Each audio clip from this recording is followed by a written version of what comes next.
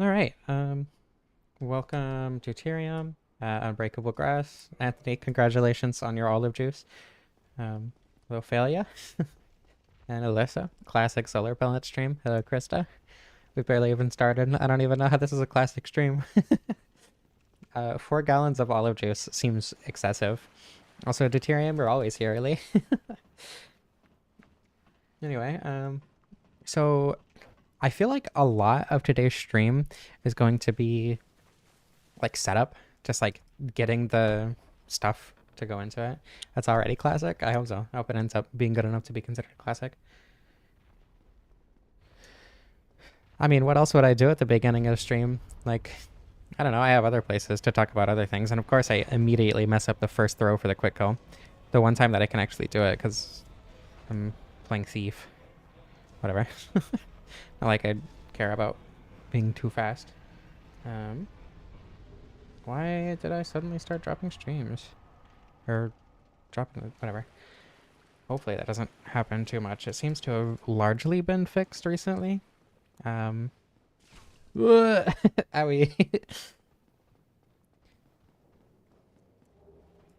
Drinking olive juice is a protest against homophobic people. I don't think that's true, Anthony. Avoided drinking screwdrivers to protest for gay marriage? I don't think I've ever heard of that. Anyway, yeah, I don't know really what I would talk about at the beginning of the stream other than the run itself, right? If anything, I can just bring it up as throughout the run. It's not like I'm going to be talking exclusively about the run the whole time or anything. What run are you planning on doing? I feel like I threw myself into the deep end, jumping into like nothing for my very first challenge run, but that was really fun. That's actually one of my favorite runs I've done to this day. Not even just to like record and make a video about, but to play. That was really fun. Epically pranked. I don't know if olive juice is a strange thing to drink. I know a lot of people who just straight up like the taste of olive juice. It's very like salty and whatever.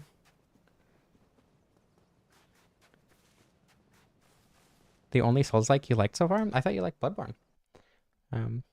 Also, it's been a very long time since I've heard anyone say brochacho. I don't know how I feel about that. I think I'm gonna go straight into Dulando. Yeah, so I can get the parrying dagger and the red tearstone ring. Of a test of game mechanics. Yeah, that's fair. No need to reveal it here or anything. Just curious. But yeah, another Crab's Treasure was really good. I really liked it. It's not like on the tier of Dark Souls for me, but it's really fun. That's why I did a challenge run on it so quickly. The No Shell challenge run was really fun. And I felt like it was a fun way to like show off the game to people who might not have even heard of it before. Because at that time it was very, very new. Not that, you know, many people who watched my video hadn't heard of the game before, but regardless. This is the last stream of the year. That's true. Yes, the curved sword, the Shodel, there is one in Sens, but he uses 2 of them. So I actually need to buy the other one from Shulva, which is like the first thing I'm going to do because I want to be able to upgrade it. Actually, I'm going to grab the one in Sens, upgrade it, go down to Blighttown, get another one, and then kill Quelaag so that Lautrec will kill Anastasia so that I don't have to worry about that when I want to invade him. So it's, I don't know. I have a thing planned out. We'll see how well it works. It is, yeah, it's the end of the year. I will consider drinking olive juice. Thank you for rejoining, Anthony. There's the parrying dagger. That's like a quarter of the weapons that we need.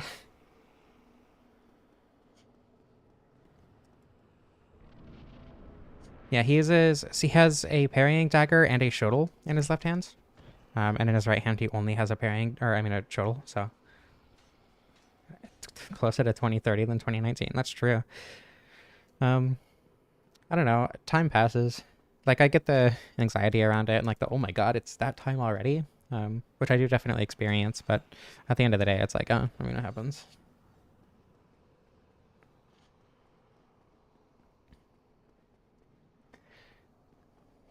Time is a scary thing, but eventually you just kind of got to accept it.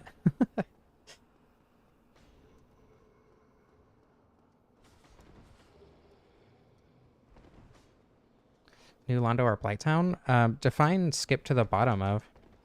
Because, like, if you're talking about, the run to the Four Kings, right? I think that's easier than going through Blighttown. But Blighttown isn't particularly difficult. What do you experience?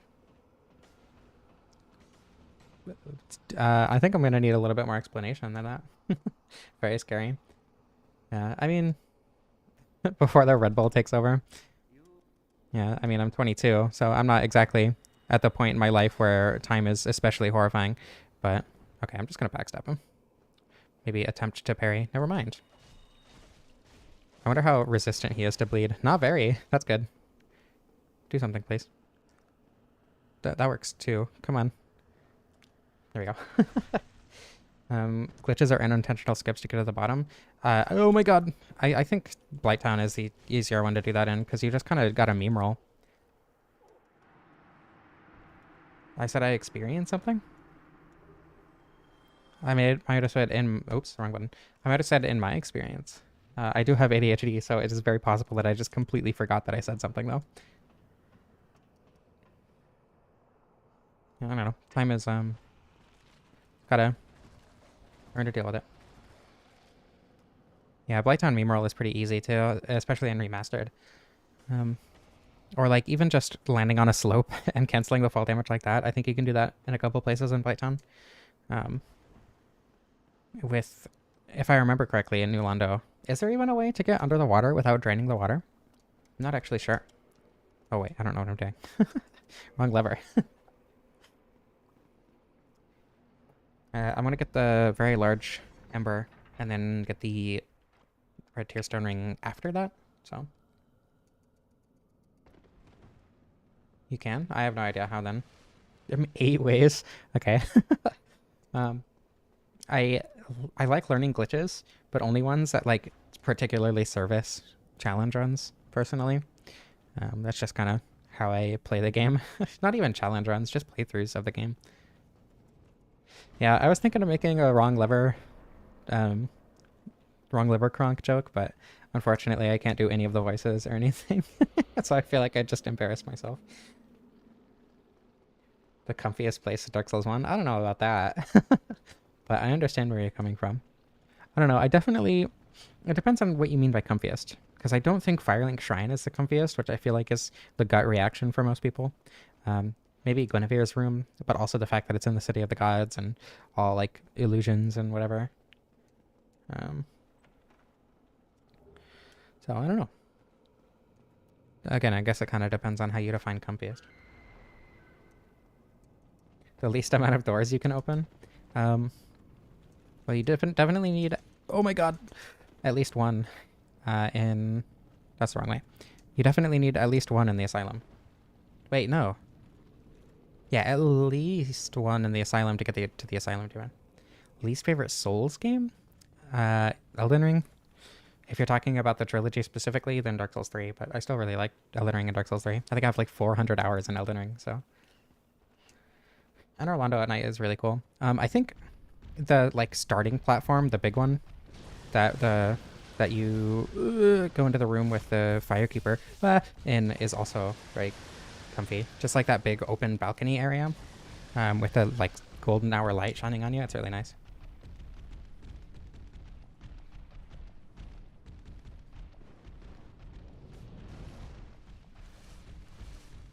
Oh my God! could climb ladders. I actually don't think I knew that they could climb ladders. That was terrifying. My whole life flashed before my eyes. Do you not need to open the first door in the asylum? Is there a way to skip that? Go, go, go. Everything's fine. Pardon me. Thank you. That went shockingly well. Yeah, because I know you can... Can you clip through the asylum door? Actually? Because, well, okay, there's the first one that you definitely can't clip through, right? The one that gets into the asylum demon's room. But then the one to get up to the second level, so you can do the glitch to skip the third door. Can you skip that one?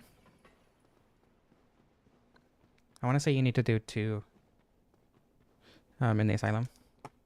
Well, because I know you can, like, do a weird, like, up warp after doing the asylum demon, or, like, from the asylum demon, and then skip the third door. But to get up there in the first place, you need to open a second door, right?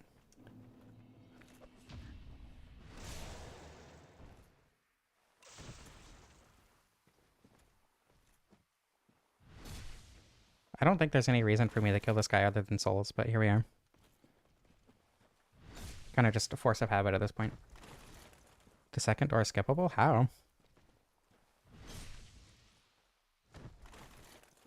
Like in remastered, or is that prepare to die only?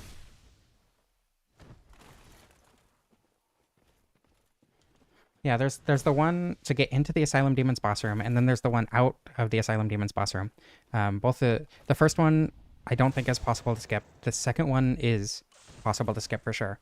But then there's also a door to get upstairs, that you need the key from Oscar from, and then there's another one to get down back to the room with the bonfire, like the shortcut door or whatever. And you need to go through one of those two. I mean, you need to go through the door to upstairs for sure to do the clip to get through the second door, right? In the Asylum Demon's room. See, I vaguely know what I'm talking about sometimes. Come on, large shard or chunk? Chunk. I think I should probably dupe large shards and chunks at least. Yeah. Okay, so order of operations. I'm going to rest in the Undead Burg. Buy a Titanite shard from Andre. I'm going to run down to the Forest Guardian, whatever Covenant. And then do Send Skip, get the Shodel in Sends, upgrade it to +5, go down to Blighttown, buy the other Shodel from Shiva, and then kill Quelaag. Oh my god. What the Krista, that's too much money. What the hell? Oh my god. I don't even... How do I react to this? Krista. What the fuck? That's so much money.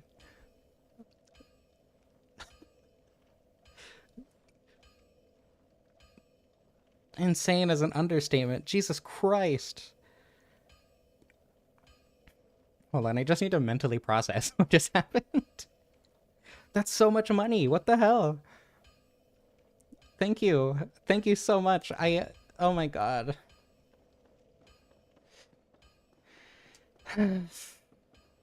I don't even remember what I was doing. You know, I was distracted last stream for very different reasons. I can't believe you would do that. That's a stupid amount of money. Hello, Nightmare. You're still welcome to say hello. Thank you so much, Krista. Oh my god. Again, I've said this before on stream, but if you're welcome to ask me for a refund. That's a stupid amount of money. I can't. Thank you very much. gonna give more. Why? I mean, okay, why isn't a good question, but what the hell? um, oh, I should get the crest of Artorias before I forget. That's an absurd amount of money. I can't believe. Did I grab a soul? I don't know if I grabbed a soul item. I'm all kinds of confused now.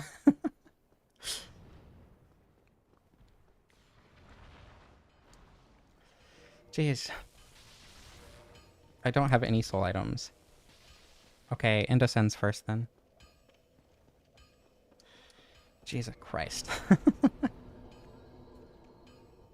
I'm gonna get endurance so I don't have to fat roll with Lautrec's armor set. Okay, I will do my best to remember Lily. I'm not great with names, but I'm sure I can do that. I did see the gargoyle skip video from Splee, right? But that's not really useful. It's prepare to die only, which means across... It only decreases the required number of bosses from... What am I doing? This way. It only decreases the required number of bosses in prepare to die, and the overall number of bosses between both versions is now equal. So it's not that great in terms of like what you're capable of doing, at least in terms of raw numbers, but it is a really cool skip, and it's crazy that it was found at all, really.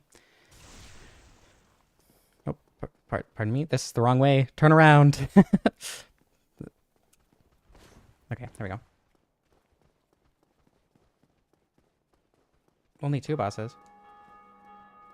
I thought Golem skip didn't work in Prepare to Die, so it's still... Wait. Yeah, so it's still Ornstein and Smoke, Golem, and Gwyn, right? I have confused myself. Where am I? What the... Where the hell? Okay, this way... this way descends. I need to pay attention to the video game. Okay, I need to use keyboard for this. Jesus. I do not... Why... These controls are worse than normal. I don't understand why. I really don't like Twitch for a lot of reasons. Am I down near Andre? Is that what's happening right now? I think I'm down near Andre.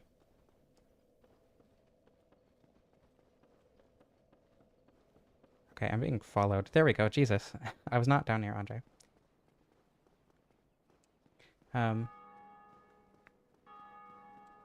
Yeah, no, I don't like Twitch for various reasons. So I am exclusively on YouTube. But yeah. I like this skip. I think it's fun to do, but it's also like really frustrating sometimes if the controls just aren't working for whatever reason or whatever. Oh my god. I have a feeling that red is going to be there for a while. Deservedly. Jesus.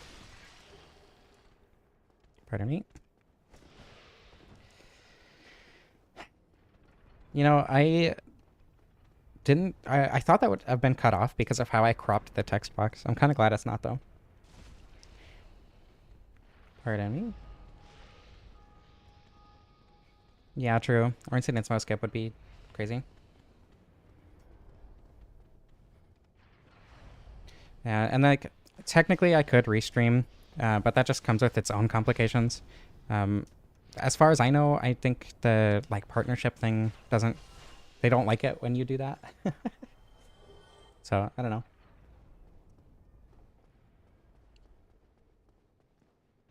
Do it for every playthrough? I mean, yeah, I don't blame you. It's a fun skip to do. I don't think I have a bone, which I guess is why I spent my souls before now.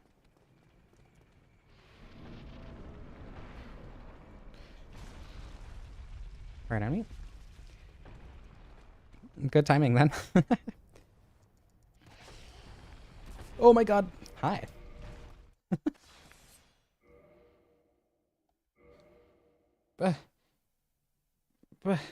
Krista.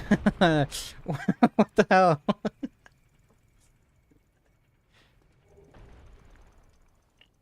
That's too much money. I appreciate it immensely, but that's too much money. That's like, I don't even know how to react to that. Thank you. Um, Great, now I'm distracted. Again, I don't remember what I was doing. Upgrade weapon. Soul dupe, buy crest, upgrade weapon.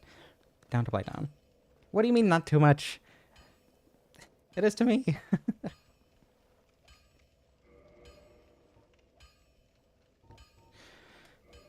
You know, I had a feeling you would say something like that, to be honest.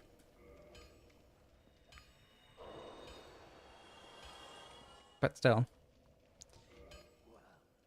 I could get the very large, or get the large ember now, but I think I'm going to do that on my way back up from Blighttown. So for now, I'm going to buy that and that just in case.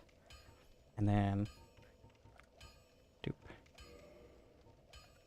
I am trying my hardest to focus on the actual video game. I'll just go to like 20. I think that should be good.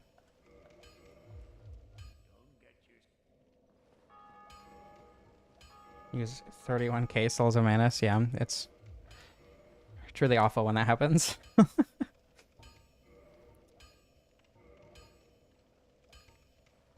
If I can even remember how to do this.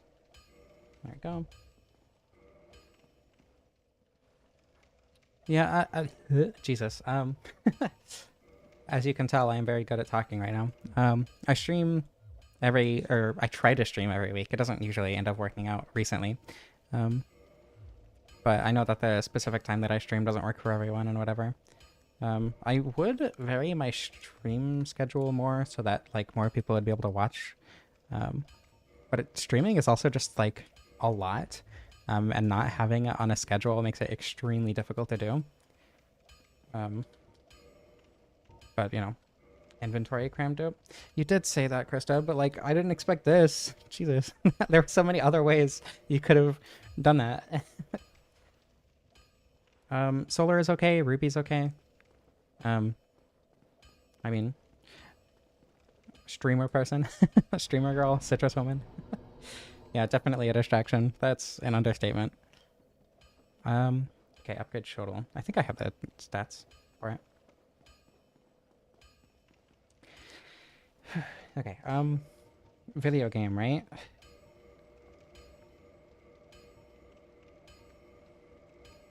Yeah, Ruby is my chosen name, among others, but that's like my first chosen name. I guess I should probably put this in my offhand. I don't think I'm going to upgrade the parrying dagger. Not really any reason to.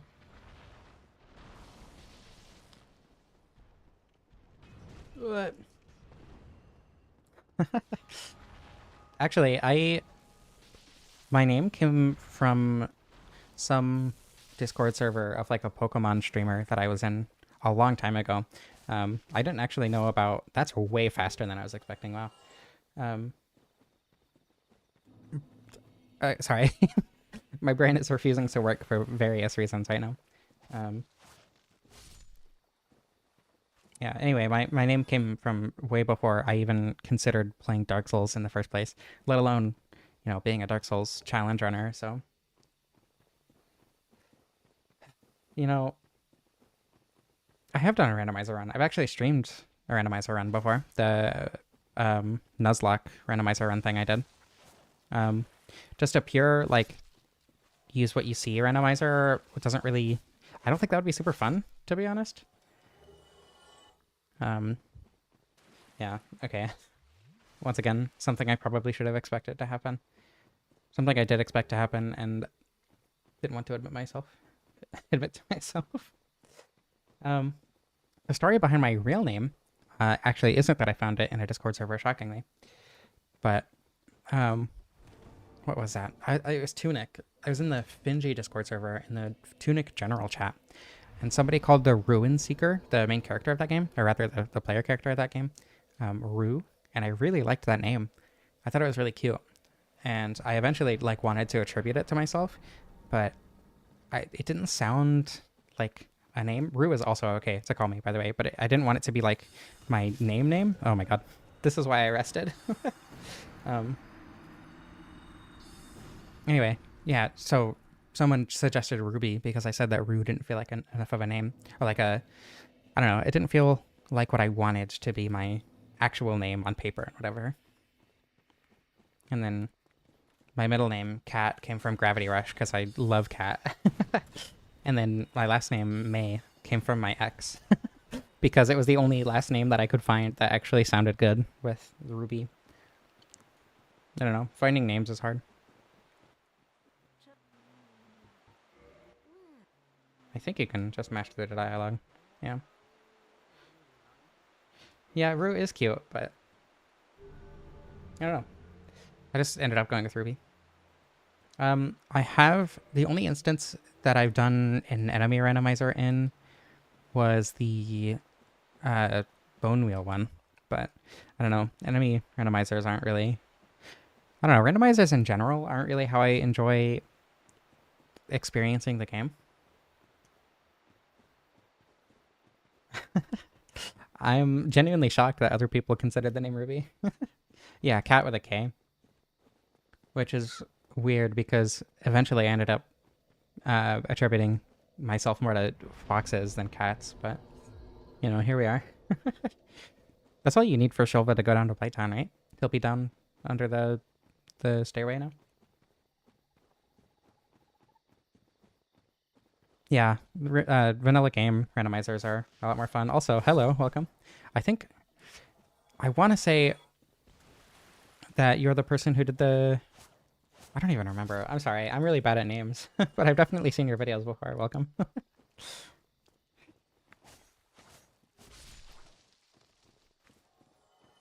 Close to Ruby, yeah, well, it's Ruby.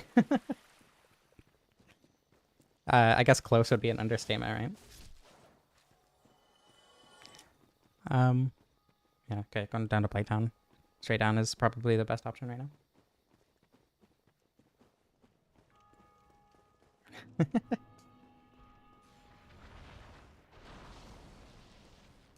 Just both like Dark Souls. Yeah, that'll happen. Yeah, finding names, I don't know. I feel like, oh my god. I feel like the name Ruby ended up fitting me really well, regardless of whether or not I liked it.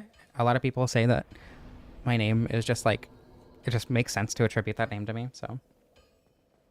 Your future ex-girlfriends? I don't think that's the name you're talking about, but that would be a funny name.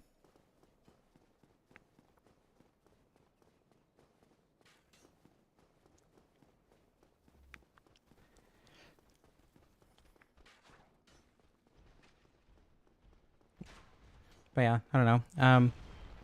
A lot of trans people I know will like not necessarily take their names from other places. I mean, a lot of people do, obviously, because I don't know just how brains work, I suppose. But I don't know. The reason I chose my name wasn't because I felt like it fit me, but eventually I ended up like growing into it and feeling more like it fit me. Is that pronounced Nico? Took your name from a bird. That's also a good place to take your name from. Did you see a vagrant? Or a miracle resonance sign? Definitely stole your name from Attack on Titan. I don't blame you.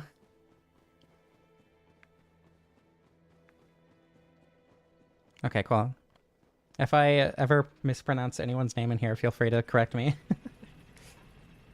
Not miracle resonance, sadly. I agree. Your name does suit you very well. Yeah, vagrant. I don't know. I feel like I've seen a lot of vagrants. I think the first one I saw was within 100 hours. I think I saw one on the Switch version, actually, which I only had like 60 hours in.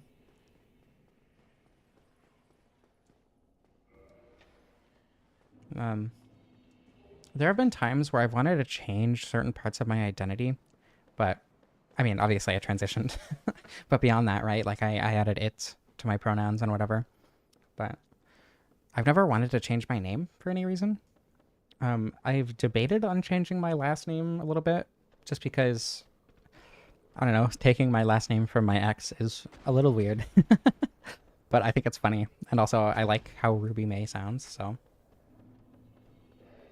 You tied to one on your first playthrough? That's rough. I do wonder like how long ago was your first playthrough, right? Because my first playthrough was in like 2019 on the Nintendo Switch. So that was when a lot more people were playing remastered on Switch of all places. What the? Okay. So it's not like shocking that I saw a Vagrant in that playthrough, but I've also seen quite a few recently, and I'm not really sure why. It feels like I'm sure some people have just been spawning more Vagrants, and the majority of Vagrants I've seen have come from a few people. But...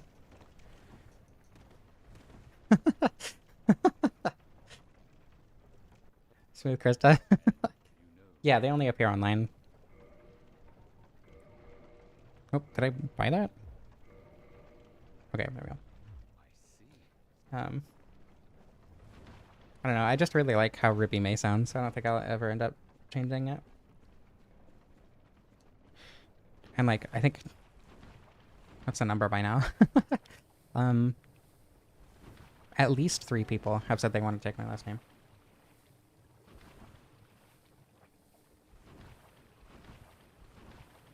2021? Wow. I mean, I guess that's not too long after Remastered came out, but that's still kind of surprising. It's not like vagrants are incredibly common at all. I should... Why so young? What do you mean, why so young? Ruby May what? I mean, it depends on the context, I think. But the second name usually comes after the first and before the third, so it'd be Ruby Cat May. Yeah, my first playthrough was on Switch, which is like Prepare to Die plus. 8 years old? Jesus. I didn't even know the game existed by then. That's not a lot of damage. I guess it's a pretty fast weapon, but I don't have any stamina, so this is gonna suck. I specifically wanted to fight Quelaag now so that I could make sure Lautrec killed Anastasia, which is usually what I want to prevent. But here we are. Need to get his armor set, so...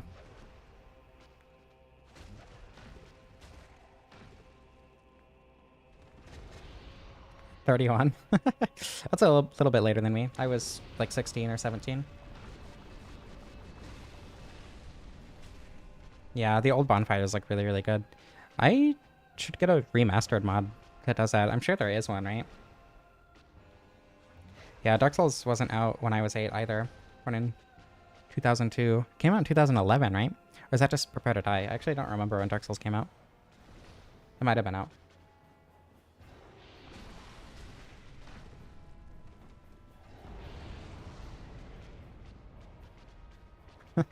The expert on Dark Souls for the Nintendo Switch. Just been too lazy to install. That's understandable. I haven't even looked for it, so... Oh my god. This is why I used the mouse clamp. Maybe I should top off, just in case. It's just Quelaag. Oh, I could put RTSR on, actually. That might be a good idea. Making you feel old. I mean, you wouldn't be the only person over 30 in here, I don't think. Maybe at this exact second you might be, I'm not actually sure. But there are definitely other people who watch streams frequently who are approximately the same age.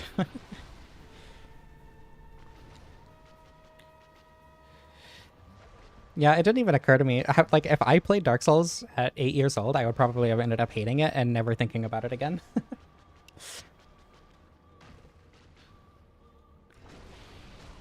Admittedly, there weren't very many games like that. That I played at 8 and then never thought about again. Usually it was like, oh, I don't know how to play this. I was like, well, I've heard that game is good. Maybe I should go back and try it. And then I ended up loving it with like all the games that I played when I was 8 years old and hated at the time. Only exception being like Oblivion.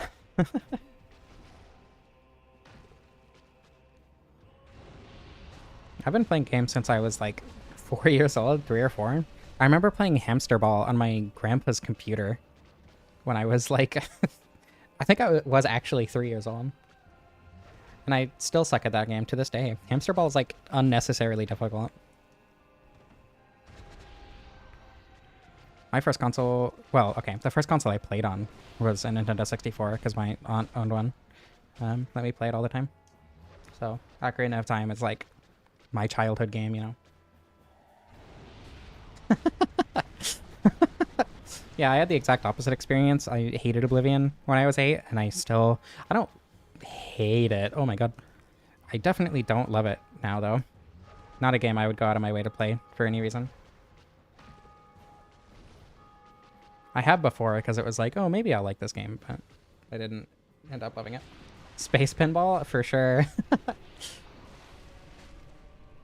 I don't know. Hamster Ball wasn't like a free game. I don't know why my grandpa had it on his computer. He definitely never played video games. It's probably something my aunt put on there, actually. Dark Souls is a childhood favorite game. That is very funny. I probably should get rid of souls so I don't end up accidentally spending too many. But... yeah, I ended up playing Dark Souls before Skyrim, so that kind of ruined it for me.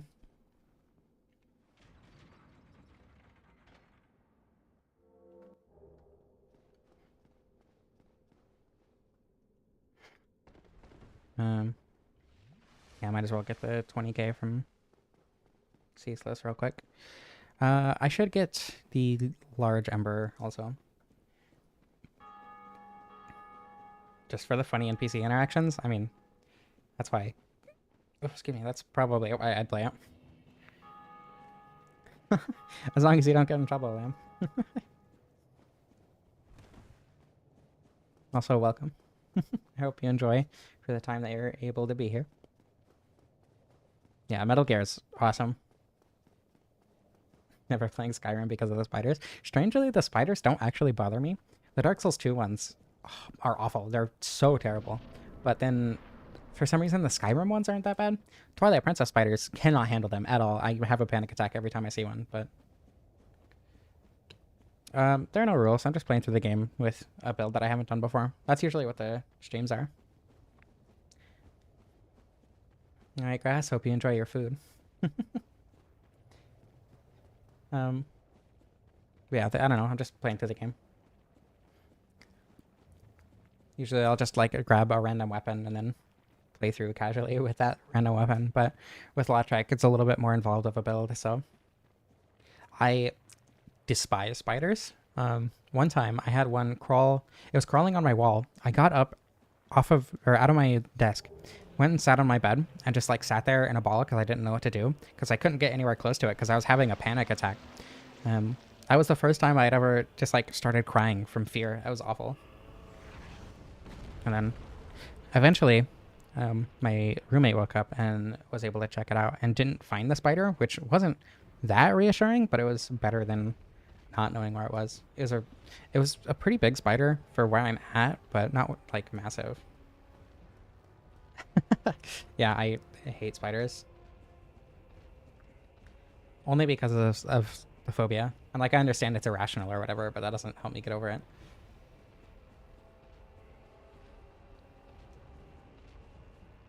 Oh my god, yeah, Ophelia.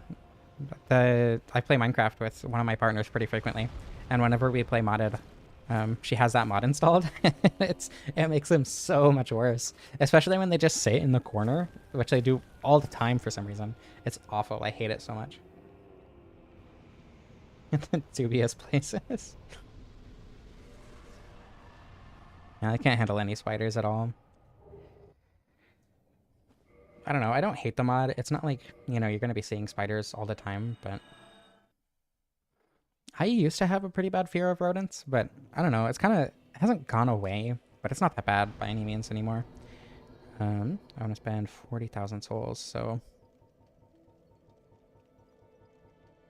I don't know if I should go all into endurance, to be honest. I'm just going to get like 25. And then dexterity. That's close enough to 40,000. A rational fear of cars, definitely. Definitely very rational.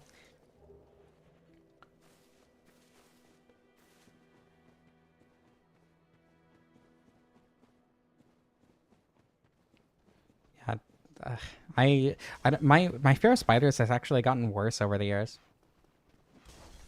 It used to be not that bad. Like, it would be, oh my god, a spider, but then I could like kill it and not worry about it. But now I can't get anywhere near them without having a horrible panic attack.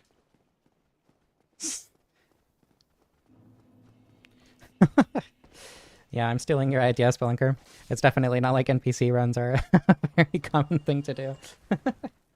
To be fair, though, you hacked in the stuff for your video, so this is different enough. It counts. Though, I guess it's not like no one has ever done this run before, so I'm still stealing it from someone, I'm sure. Alright, let's see if I can do this somewhat quickly.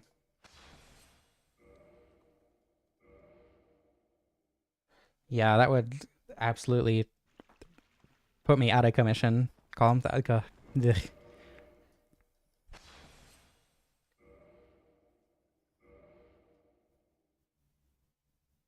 It doesn't matter what the spider is doing. They could literally sit there and not move for weeks, and it would still be awful. It could be a dead spider, and I'd still be having a panic attack.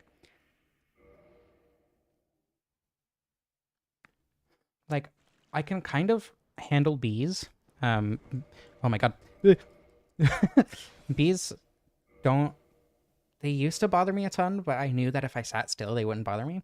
They didn't bother me that much. But then the same thing was never true of spiders. Why can't I do this?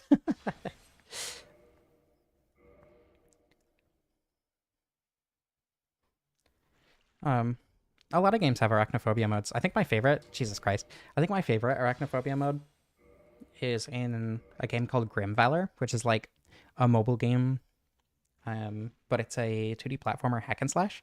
And it's like really, really good. And it turns so there are small spiders that crawl along the ground, that they turn into like little blob things with claws.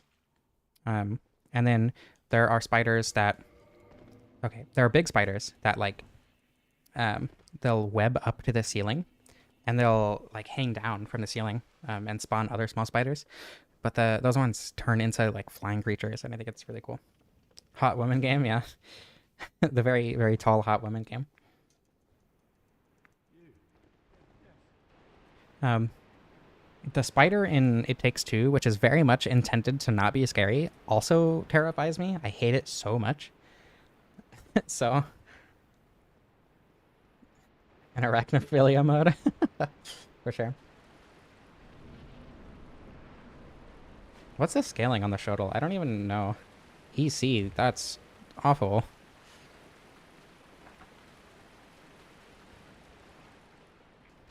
I am hot woman game. I guess it depends on your definition of game in this context.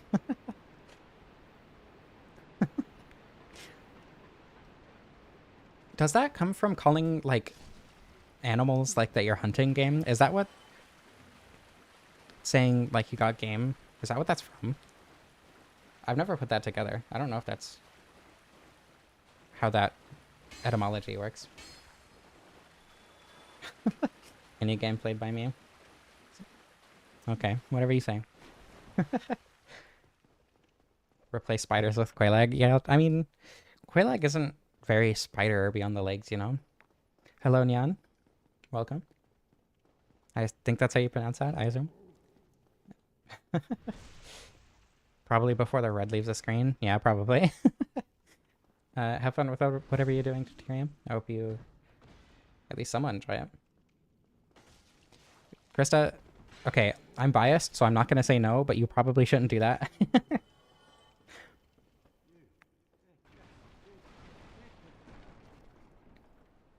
I don't know why I freed him. There wasn't really much of a reason to.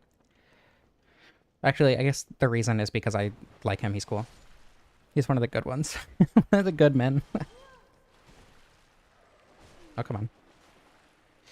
I was expecting that to kill, to be honest. Come back here. Even with a fast weapon, Jesus. Okay, that one was skill issue on my part.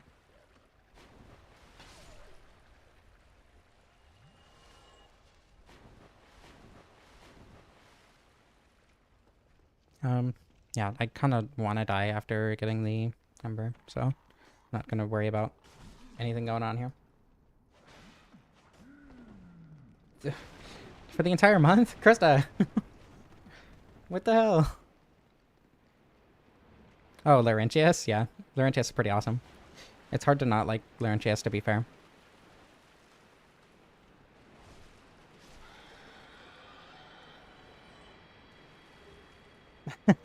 Threatening to give me more money. Yeah, that's basically what's happening. Okay, should I get the slab now? Probably. I don't need it. Oh, yeah. Oh, is it the, don't you dare go hollow. Kind of sweet. He's very, I like him. He's cool. Whenever anyone brings up, like, who would you want to smoke a blunt with in Dark Souls, he's one of my first picks. He's not my first pick, because, like, I think there would be people who would be more interesting to talk to, but I feel like he's the most, like, kind person in the series. I don't know about in the series. No, I would say he's the kindest in the series. There's not many people who can kind of compete with that moniker at all. So, like, there are other kind people. There's, like, Solaire, there's Siegmeyer and Siegfried, but I would say Laurentius is still the kindest. Artorias? Yeah. But you also don't meet Artorias when he's kind. Smo and the giant blacksmith? Ugh, owie. Okay, whatever. I'm just gonna run past. Laurentius. Yeah, blunt rotation.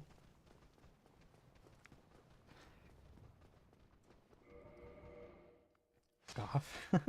Yeah, true. Goff is pretty nice, but yeah, I agree. And that anime monster girl. I feel like there are a lot of those.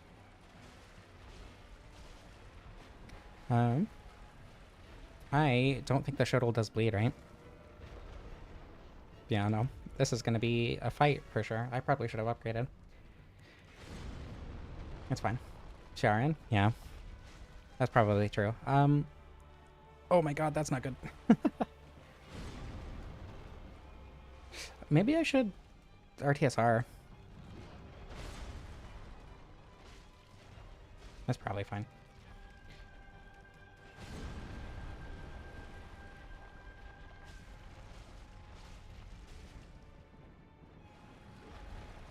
Smoking this pinwheel. Yeah, figure out what's going on in that head of his. It's theirs. For the same reason, I think that Seath would be interesting to smoke with. But he's also insane. So, I don't know about that one. Probably turned me into a Pasaka. On second thought, that doesn't sound that bad. I changed my mind. Definitely Seath.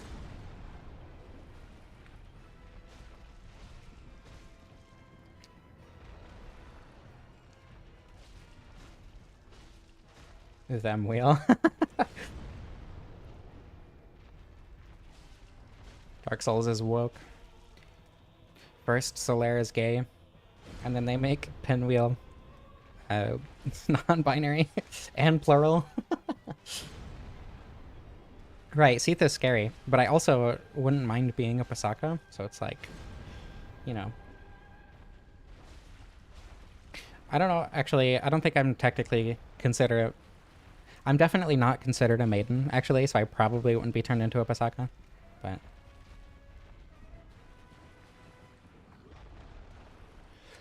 I mean, there are a couple memorable NPCs in Dark Souls 3. Henri comes to mind, for instance. Seath smokes harder stuff. He lives in the crystal caves. Well, there's another definition for Seath's crystals, huh? Get his weird slime everywhere. Ew. Don't say that. Poison Seath. Yeah, Solaire's gay. I mean, using gay as a synonym for queer there. I don't think there's anything beyond that in alcohol. It's just like maidens that Seath was experimenting with, just like the moonlight butterflies and stuff. Solaire is pansexual or bisexual, since I guess it depends on whether or not you think that. I've never used the pairing dagger, it occurs to me. Depending on like how you want to define the Dark Souls characters as. Like, I guess it depends on the player character, or the player's gender, but... Seath slimes all over the place all the time. We've had this conversation before. Also, this is extremely easy to parry with. I've never used it before, and it feels like the parry timing is extremely generous. A curve sword? I mean, curve swords are generally pretty good. So far, this one isn't great, but I've also fought things with a very underleveled weapon, so not so straight sword of a Stora. I don't know why I grabbed the doll, to be honest. I don't even know why I killed the... I don't know what I'm doing.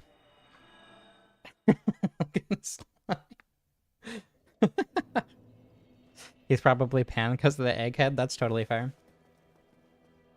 Anyway, Painted Guardian curve sword is really good. The Falchion is also really good. I'm pretty sure Quelaag's weapon is a curved sword, right? The Fury sword? Yeah, it's very, very generous. Extremely easy to parry with. Not like it's difficult, but... Extremely impractical? Yeah, that's kind of what I'm expecting. Biggest parry window in the game. How does the buckler compare to the target shield? Yeah, true. It is called the parrying dagger. It does make sense. I'm not saying it doesn't make sense. It just feels weird to have so much parry time.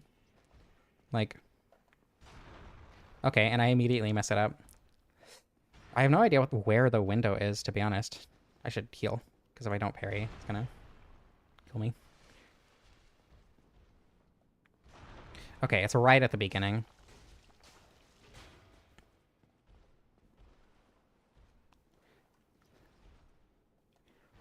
Okay. The timing is really weird, because like it looks like it would be at the end, but it's actually like at the very beginning of the animation. So the timing is the same in terms of like using a shield or whatever, but I don't know. It's weird.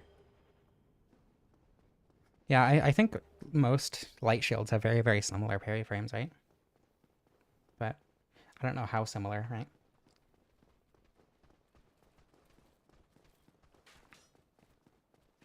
I need to kill the gargoyles, but I'm going to upgrade my shovels first. I also need to dupe the Titanite slab. I don't want to forget that. I don't know, is it even worth duping it? It's not like I'm going to be using the offhand shuttle ever. Is there any reason to use it? It seems pretty terrible. You can parry with the shuttle? Yeah, I'm the opposite. I don't like Dark Souls 3 parries because I started with Dark Souls 1.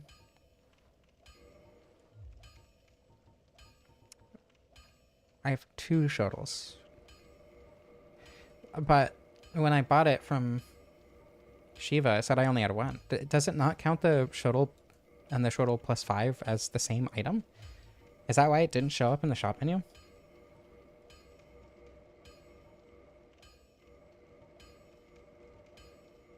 Yeah, it took me a long time to learn the parry timing in the other games, and I still suck at it in Dark Souls 2. And 3. Especially 3. I'm terrible at it in 3. I was gonna do a soul level 1 playthrough, which I did get very far in. However, also I didn't do the Titanite slab, I genuinely just forgot, but again, it's fine. Anyway, I got to Pontiff, and I just didn't want to deal with it, because you have to... I mean, you don't have to parry, but it's a lot easier if you do parry. Oh, that's so weird. That's such a strange animation. Okay. Parrying dagger. Cool.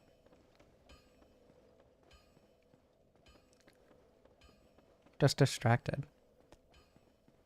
What was I distracted from? Did I forget what I was distracted from? Oh, right, the Titanite slab. Sorry. ADHD is weird. I want to try parrying with the shuttle on one of these guys. Oh, that's so... That animation is funky. Yeah, timing the animation with, like, where it actually looks like it's going to parry, rather than at the start of the animation is very weird. I assume this parry timing is, like, closer to medium shields, right? That's very weird timing. Maybe Lautrec has the parrying dagger because parrying with the shuttle is awful. It probably has something to do with, like, NPC animations and how their parrying works or something. I don't know. I don't know. Dark Souls 2 seems easy to parry in when I actually do it, but then when I fail, it's like, what? That doesn't make sense. That feels like I should have parried. So I understand where you're coming from. I have the Red Tier Stone Ring. I just don't have it on. Great Sword Lautrec Knight if you block the first. Huh. I fought them a lot when I was doing this stuff for the Estus drop research. Like I did a lot of killing them to like see what their drop chances were and everything, and making sure it lined up with the chances in the spreadsheet and stuff. And I never tried to parry their second attack. Also, I know it's a plus 15, but goddamn.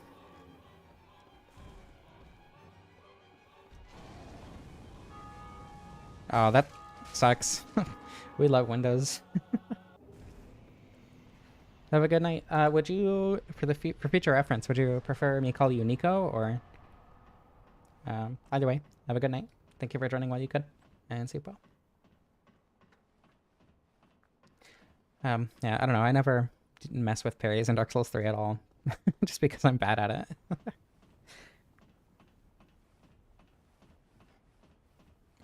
Does the left-handed Nico future? Okay, good to know.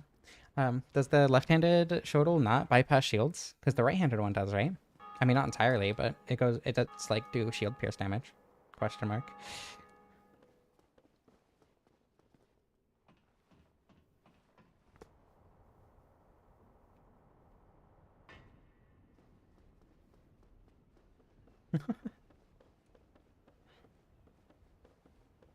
Yeah, I mean, I can't really get the armor set until after Ornstein and Smo, so kind of has to.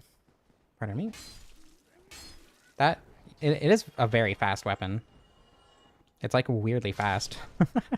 Not weirdly fast, but faster than most weapons I use. But also, like, the individual hit damage feels awful because of that. Firekeeper should be dead now, right? I think. I need to go grab the black eye orb before I forget.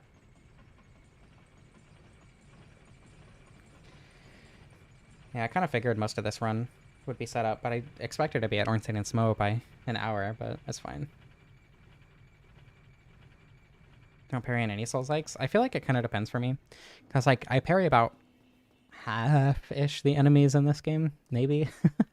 I parry probably more frequently than most people in this game, but then like Dark Souls 2, I parry the Cyan Knights, and that's kind of it. Yeah, Firekeeper is dead. And then Dark Souls 3, I don't parry at all. But then like, I'm trying to think of a game where parries are optional. Because like obviously Sekiro, you kind of have to parry constantly, or then like Thymesia, you have to parry constantly. I am proud of you for not burning anything. That usually makes dinner taste better. God, I've played a lot of games where parrying is optional, but it makes the game feel so much better if you get good at it. But I can't think of any off the top of my head. Yeah, I've parried in Sekiro. You kind of have to be fair. Only the right-handed R2 bypasses shields. Okay. Good to know. Can the right-handed R2 be parried by NPCs?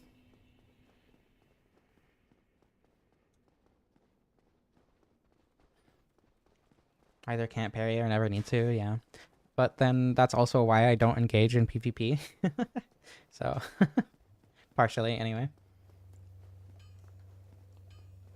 I don't know. I feel like you shouldn't be parrying groups of enemies anyway. The way that you engage with different groups and different like enemies in different scenarios should be different, right? I should level vitality at least a little bit. I haven't played Liza P yet. I plan on it, and I plan on making a video out of it too, especially. Optional Sekiro parry. I feel like it kind of relies on it for, well, at least when I played the demo of it back when that was, like, when it had just come out for the Steam Next Fest or whatever that was. It felt like a lot of enemies, and especially like bosses and mini bosses, relied a lot on you using it. Like they were designed around you using it. So it kind of, I guess, optional is a strong word, I think. Wow, that is so easy. Yeah, I have the game. I've had it for months at this point. I just haven't played it. Ooh, owie. I just recorded the voiceover for a video that I'm hoping to release this network connection lost. Okay, the stream is still going. That's annoying. Anyway, just before the stream, I recorded a voiceover for a video that I want to get out this Sunday, talking about how much I like Sen's Fortress and how it's my favorite level in the game. So, super not fun at all. That was kind of my opinion too. I don't know. I didn't love the Lies of P demo, but I want to give it a shot because so many people I know really like it. And I don't know. It seems like, oh, I forgot I only got to the show last time. I feel like I would like it if I like really gave it a shot. So I bought the game and I'm definitely going to play it at some point. Fix my internet. Meanwhile, I'm actively streaming and it hasn't gone out.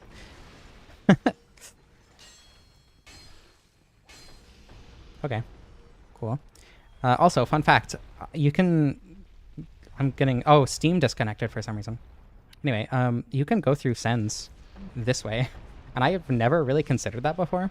It's a lot easier than running past the boulder. Not that running past the boulder is hard.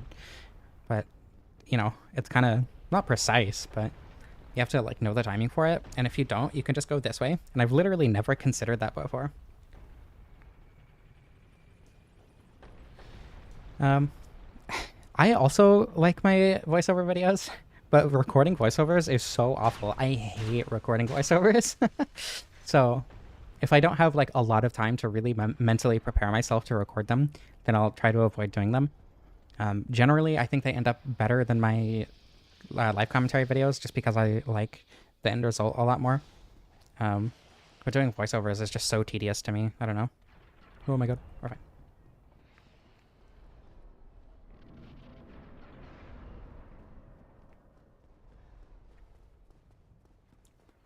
Who has Sen?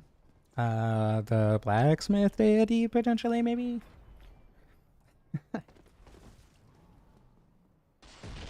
Yeah, I feel like a lot of people have told me that I fall asleep to my videos, which is like part of the reason I make the videos the way I do.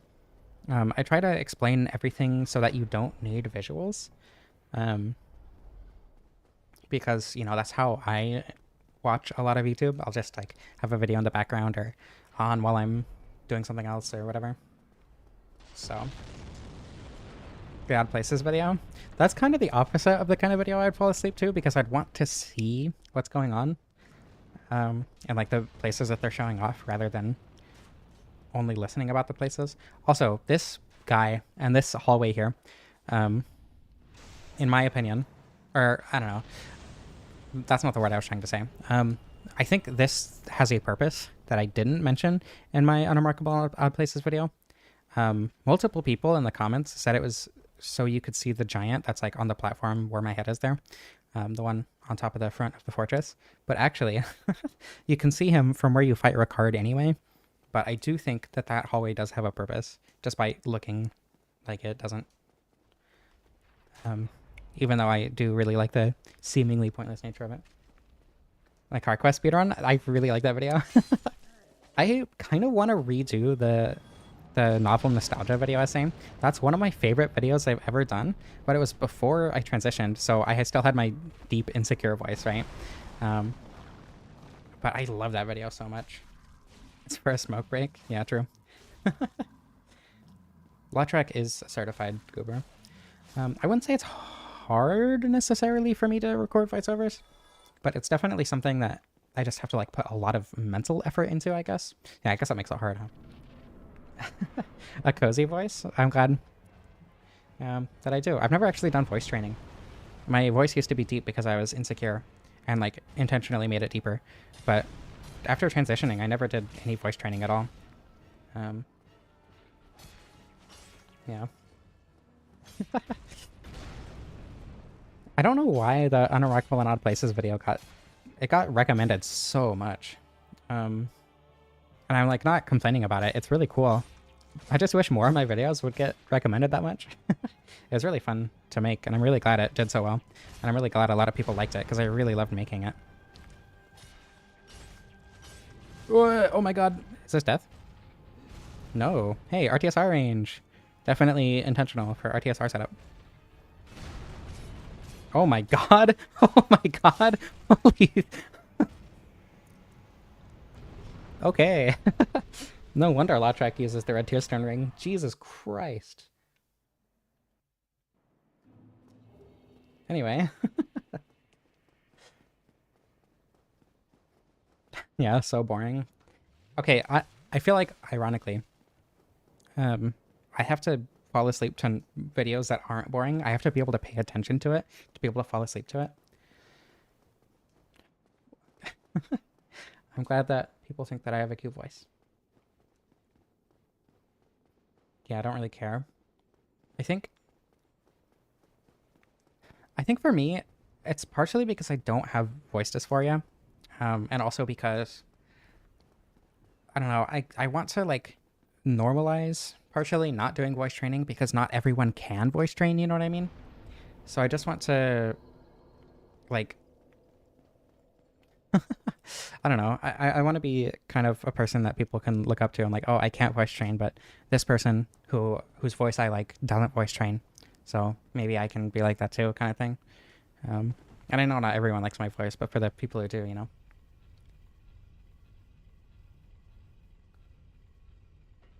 Um, yeah, I don't know. That's my thing. If I feel like voice training is focused on in trans spaces a lot more than it should be, because it's obviously not a necessary part of being trans. But every time I see a voice training video, it's like, oh, if you want your voice to be more femme, you should do this. And it's like, I mean, traditionally femme, I guess, but I don't know. It shouldn't be framed as a thing that you have to do to be more feminine, kind of thing. Um, I don't know how much you get that in like trans mask spaces, but obviously in trans femme spaces, you get a lot of voice training stuff. A sign of quality. I am glad then. Also, Pain and Guardian Sword, that took me forever to get when I actually wanted it that one time. That's so cool that I got it on the first one this time. Watch there be another one.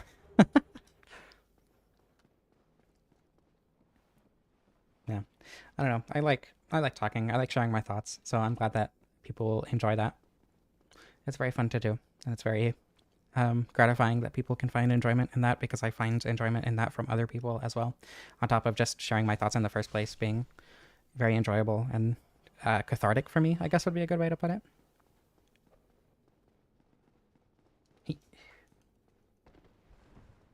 Yeah, it is a lot about wanting to pass, but that's the thing, right? You don't necessarily need to do it to pass.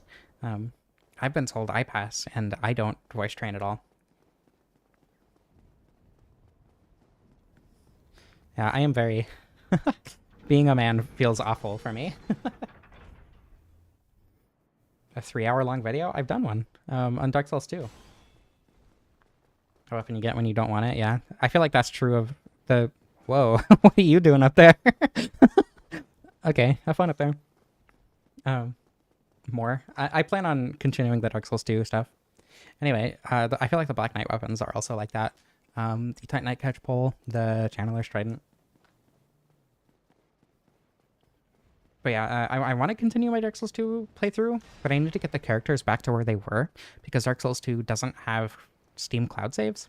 And I had to reinstall Windows, so I completely lost those characters, and I have to replay the game back up to there. And I just haven't done that yet. It's not going to take a super long time, because it's not like I have to go as slow as I do when I go through the video. But a genderless voice? Yeah. I've been told I have an androgynous voice, which I would prefer. I don't know. It's not even that I would prefer a femme voice. I think I prefer having an androgynous voice, but it's more so the vibe the voice gives rather than the gender, if that makes sense, that I want to focus on. And I just kind of got lucky with my voice being one that I like. I don't know. I feel like that's kind of a big thing among... partial parry. I feel like that's a big thing in a lot of spaces where just because... Like, there are a lot of trans women who I have told them they were pretty, right? But they didn't think they were, and I think a lot of that comes down more to, like, not liking how you look as opposed to not thinking you're pretty or, you know, attractive in whatever way you want to be attractive, which is, like, totally understandable and, like, you know, not looking how you want to look is an entirely valid and arguably good reason to not like how you look, but I don't know. Yeah, I also just don't like voice training. I mean, as long as you didn't reinstall Windows, Dark Souls 2 saves in your app data folder. So as long as it didn't like wipe your app data for whatever reason, then it makes sense that it kept your saves.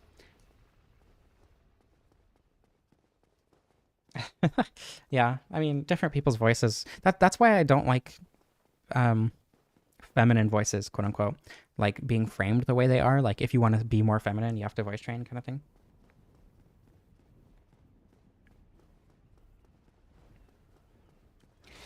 Yeah, I mean, I feel like it's less prominent for or because testosterone just naturally changes your voice, and a lot of trans masks that I know are just like okay with the voice they get from testosterone.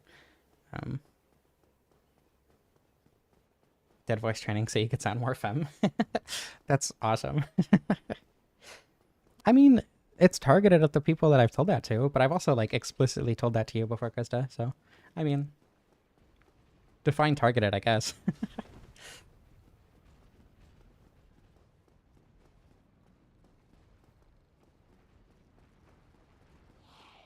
Eh, you don't mind being a man because you think you're not one, so being one doesn't bother you.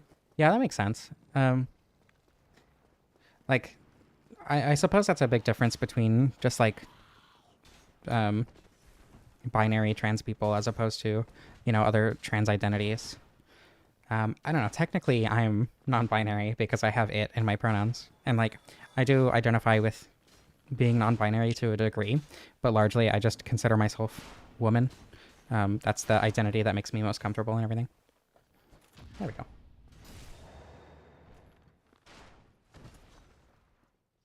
Yeah, kind of uncomfy, but not bad. I understand that. Yeah, but, I mean, fat girls are pretty awesome, though, to be fair. As a fat girl myself.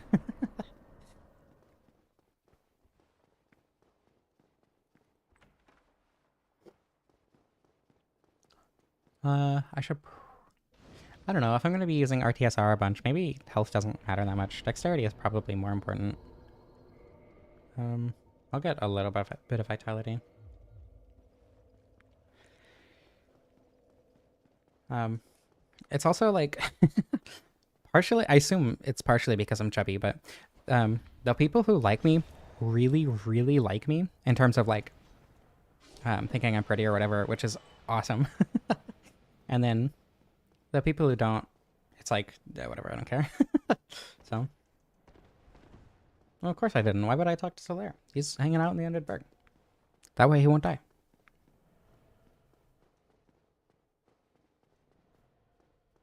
Did I die on that ledge and have to run back from Firelink? What ledge? You mean the Archer ledge? I just ran back from the Anne Orlando bonfire. Also, hello, welcome. KEQX.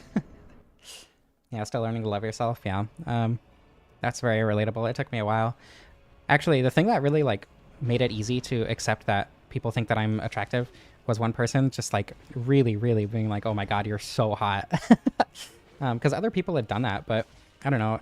It was also people that I was in relationships with or whatever. And the person who really made that like obvious to me that, you know, oh my god, and were very relentless about it, I was not in a relationship with. So it was like, it was really that being so prevalent in our relationship, just like being friends and also, oh my god, you're so hot kind of thing.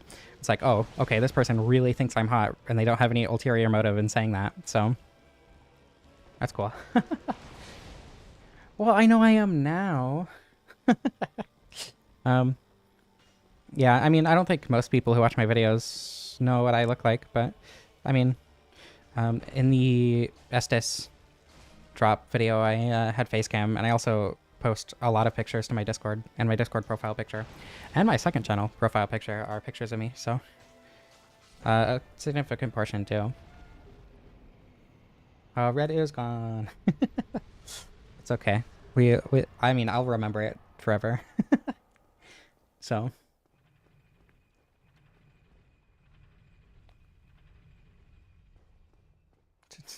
Not a thing you would not give to not be chubby. That's, yeah. I mean, I don't know. That again comes down to like not looking how you want to look kind of thing. I get it. Yeah. I've had that experience rarely in person, but it's very, very common online, which is very strange. Just people being like, oh, wow, you're really pretty. And it's like, oh my God, really? I did not kill Lautrec yet. I kind of forgot, to be honest. Discord photos are good. I'm glad you think so. I try.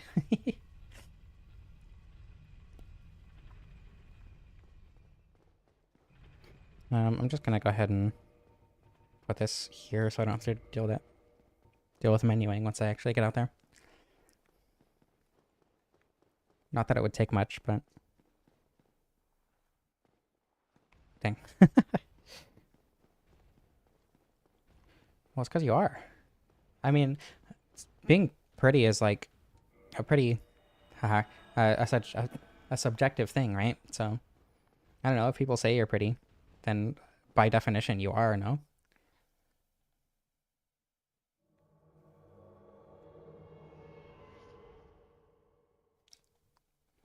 All right, let's see if I can do this first try. We'll see. I'm terrible at this encounter, but I feel like as long as I focus, Lautrec. Oh my God! I accidentally pressed the parrying dagger attack button. Why don't I have 4 Estus? I thought I have 2 Estus. I didn't know it automatically set you down to 2. Hi, Styro. Welcome. You might be joining on a time where I just immediately die. Why are you running? Come back. Maybe if I just parry. Oh my God. Okay, maybe if I can get a moment. Darn, that's really close. That's not good. Help. It's a very good thing he was punching. Okay. Heal. And then parry again. What? What just happened? Why did he take damage? I feel like I'm being overly cautious, to be honest. Why did he take damage? What? What's going on there? Why is there a hitbox there? All the people who say you're pretty are biased. That's how I felt for a long time. There we go. Easy. Oh my God, hi. I don't think it matters if I die now, right? Staring of single-digit damage. It's one of the most common landmarks to visit as a tourist in Orlando.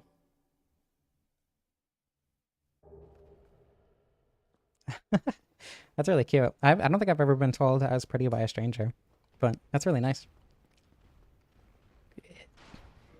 I don't remember if I picked up the favor in productioning. I wasn't paying attention. Okay. There we go. Easy. Definitely wasn't scared the whole time.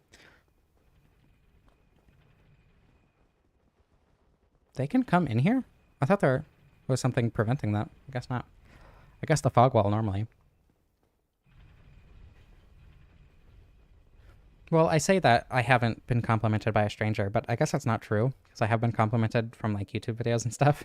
But I don't know, that feels different from just, like, a random stranger in, like, a movie theater or whatever. I should get the armor before I forget.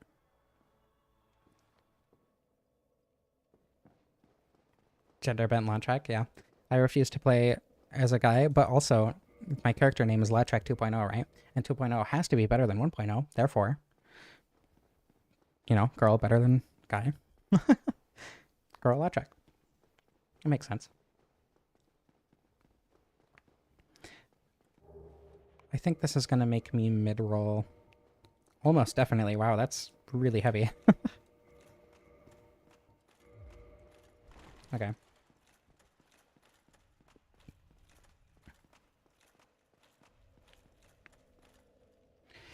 Ugh, RTSR build with mid-roll sucks.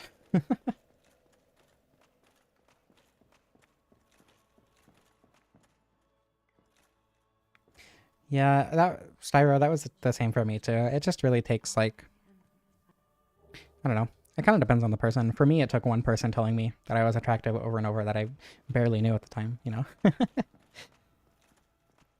And don't get me wrong, it's still like hard to accept, but it's definitely gotten a lot easier over time. I mean, regardless, someone you know, don't know in a group of friends, like, I feel like it being in person is what's really making it different to my mind, I guess.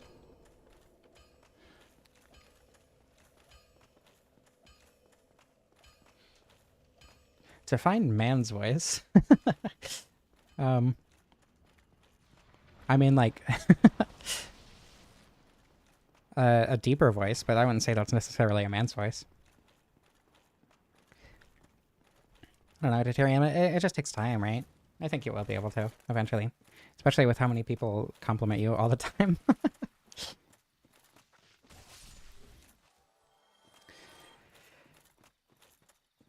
This is what I'm talking about.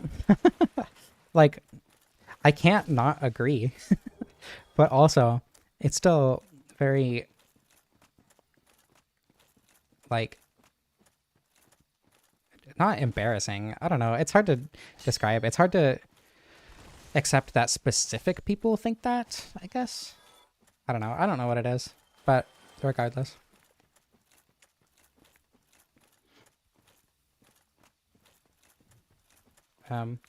My ears are definitely red right now, but I'm wearing headphones so no one can tell. Yeah, that's always not fun. But like, I don't know. It's hard to move on from something like that. Like someone you like not thinking that you're someone worth liking or someone that they like in the same way or whatever, but I don't know. Again, it's really just kind of a, in my experience at least, it's kind of a chance thing that eventually you'll be able to understand how you feel and how others feel about you, kind of thing. That's been my experience at least. It just kind of took a chance to get to where I am with my confidence. Also, a lot of estrogen to make me feel good about myself, but you know. Isn't there an NPC with both Tearstone rings? Does Siegmeyer have both Tearstone rings? I feel like one of them does. I don't know why I thought of that now, but I was thinking about getting Havel's ring just so I don't have to mid-roll. But it's probably better to keep Favor and Protection on and red Tearstone rings or whatever. My dust is up estrogen,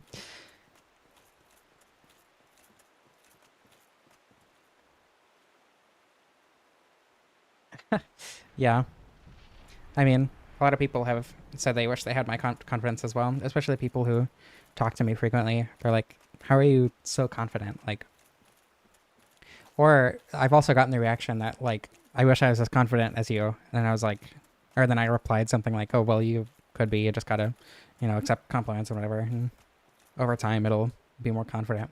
And then the response that, oh, well, you're actually pretty. So obviously you're confident, but I'm not. So obviously I won't be confident. Meanwhile, they're like one of the prettiest people I've ever seen. So, you know.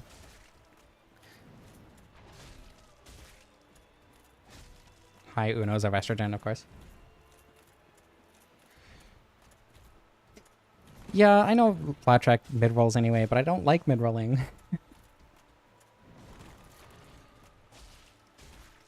I did actually get complimented on my looks before I started E, but I didn't look like what I wanted to look like, so it was hard to have that confidence anyway. And then, being on E made me look like I wanted to look like, which made it easier to have that confidence and easier to believe that I was actually pretty and whatever, so.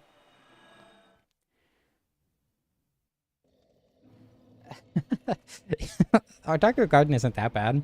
I should go fight the Hydra. You should be confident. You deserve it.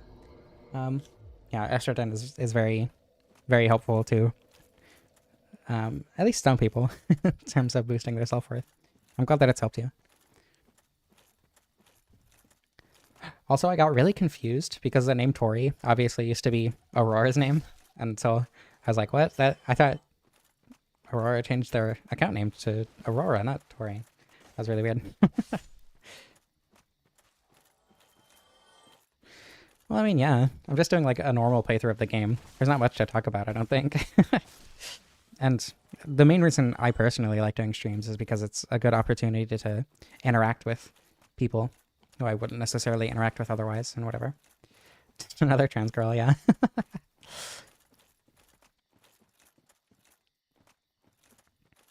Do you know when you start, Krista? I know you got your blood work done recently, but do you know like when that'll come back and everything?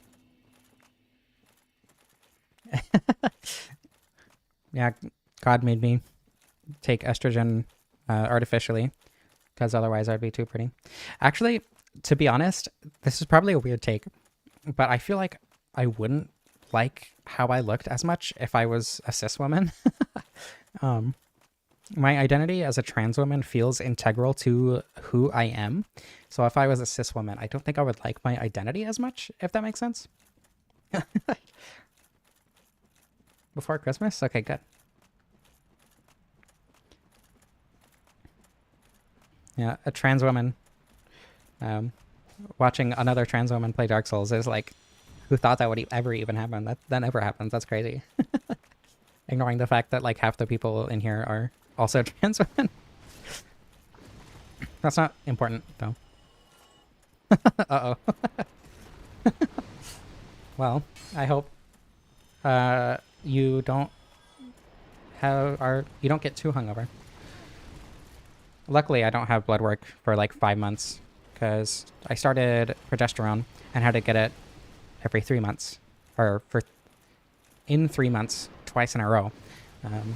But my doctor is comfortable with me just waiting 6 months because my levels have been completely stable through my entire therapy and everything. So it's nice to not have to worry about that. Dang it.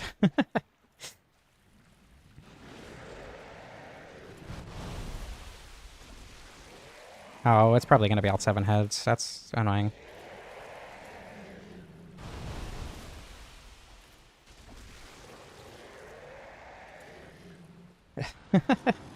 Yeah, I mean, you're not the only cis man. There are not like a ton more, but like I am pretty sure Sid is a cis man. Trev is a cis man. I don't know. I guess the cis men also don't necessarily participate in all the conversations. The Sid participates in quite a few, especially since a lot of them are just like, wow, the Pasakas are hot, you know what I mean?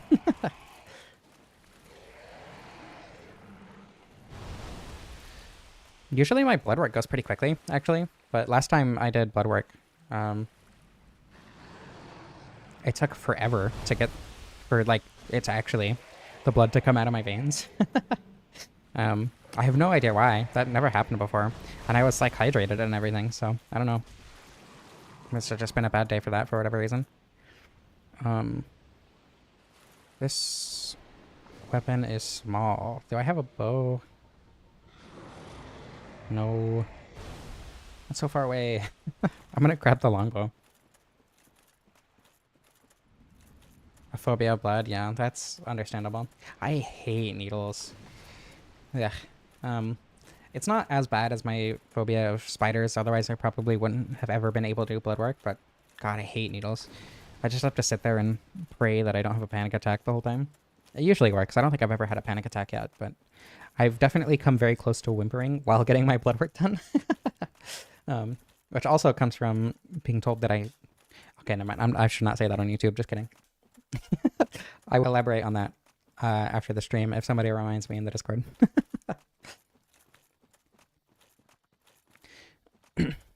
Yeah, that's understandable. Not wanting it to come out can be very scary. I hope that you're able to come out eventually and everything goes well for you. But I totally understand. Panic attack every time. Yeah, it's pretty awful.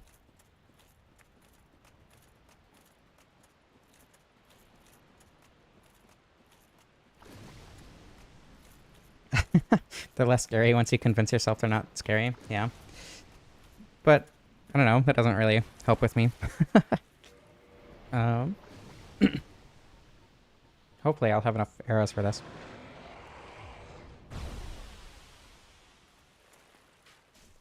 Hopefully I will.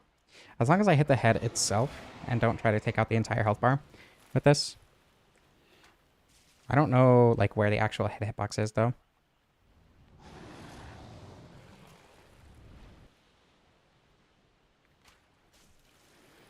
I think I'm hitting it. Yeah, looking away. I have to look away every time. There we go. Nice. I had more than enough. I didn't need to worry about that at all. Yeah, you should definitely not throw up. That's not good for you. Don't have too bad of a hangover. Don't black out. Don't throw up.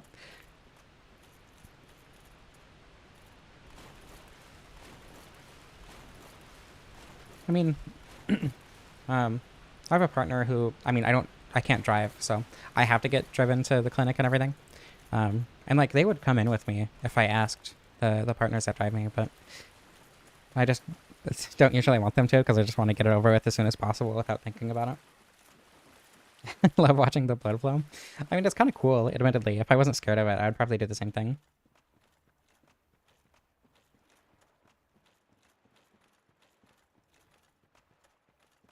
Yeah, I understand that.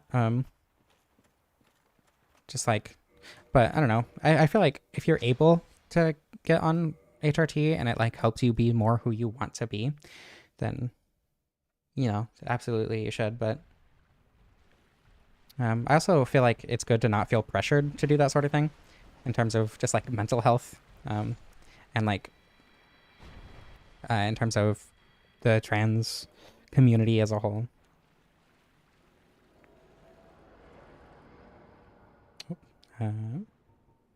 Bone. Curled up in a corner, hyperventilating. Yeah. um, I wish there were more ways that they could accommodate for people with intense phobias of needles, because,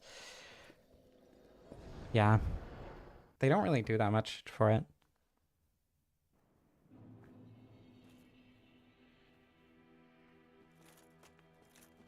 Oh, I should probably revive Anastasia, huh?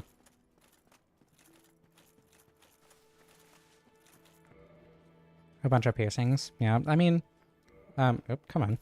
The only piercing I have is my ear piercing. I want to get a cartilage piercing, and I feel like I could handle that because you can't see the needle go in and everything.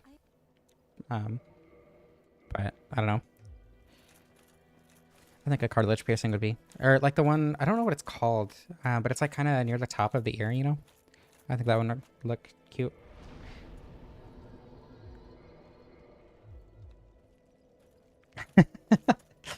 Yeah, yeah. Maybe I should have taken the helmet off before reviving Anastasia. So, when I got my first ear pierced, okay, so first of all, I did get my ear pierced at a carnival. Not a carnival, a fair. I think it was a county fair. Um, but it did not end up getting infected, which is really nice. But the first one it didn't hurt at all. Like, I barely even felt it. And then the second one hurt so bad, and I don't understand why the second one hurt, but the first one didn't at all. And like after the first one, I was like, oh, okay, that's not that bad. I don't need to brace myself that much. And then the second one is just pain. What is the septum? It's the nose part, the middle of the nose. It is a very gay piercing, that's true.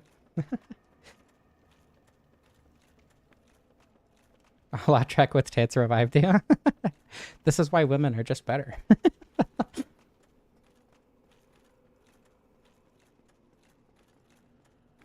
Yeah, I don't know. I feel like the pain itself isn't that bad for me, but knowing that it's from a needle, regardless of whether or not I'm looking, it's like, ugh, I hate it. I hate that feeling.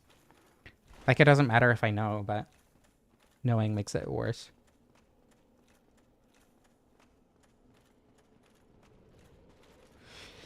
Yeah, the second piercing was awful. I want to get... I think I would get it on my left ear just because my right ear is always covered by my hair. And then I'd have more reason... Oh, I should probably put the ring on. I'd have more reason to put my hair up, too. I know a few people like it when I put my hair up, so... Transitioning could have saved Lautrec? Yeah, exactly.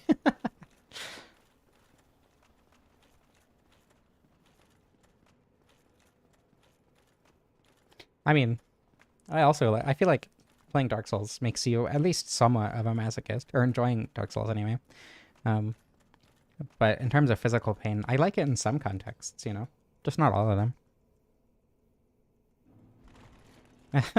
Yeah, the source of the pain, I feel like matters a lot more than the pain itself, in my experience. Oh my god, a nipple piercing. I couldn't handle that. That'd be awful. Jeez. Maybe I should drink more water so I don't have to clear my throat constantly. That's not terrible damage. Not great, but... Dang it. I was hoping I could... there are pictures of me in the Discord with my hair up. I can send you some after the stream. Yeah, personally, if I did get my nose pierced, it would definitely be a nostril piercing, but I think septum piercings look good on certain people. It's not my favorite piercing by any means, but definitely don't dislike it.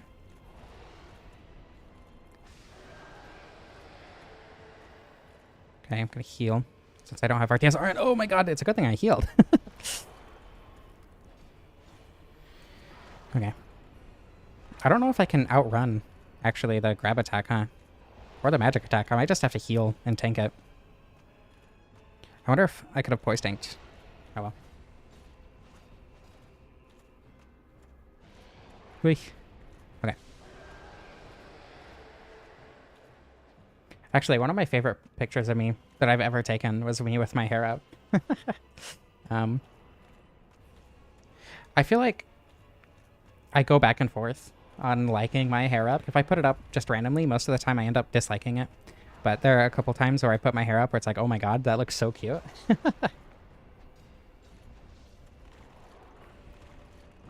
Okay, good. A pining trans man? It's true, they could have. It's kind of fucked up that they didn't, to be honest.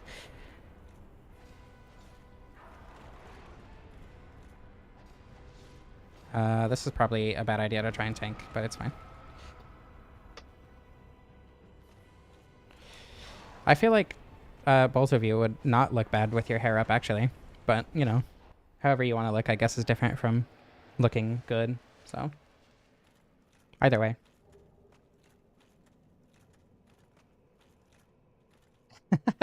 Yeah, I've had that experience where like, oh my god, I'm so cute like that. But then other times it'll be like, I was really cute like that. I should do that again. And then I just don't like how it looks at all. So, you know, it's variable.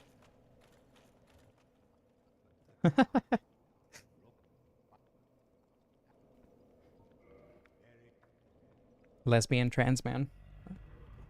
I'm gonna turn my lights on real quick. It's very dark in here.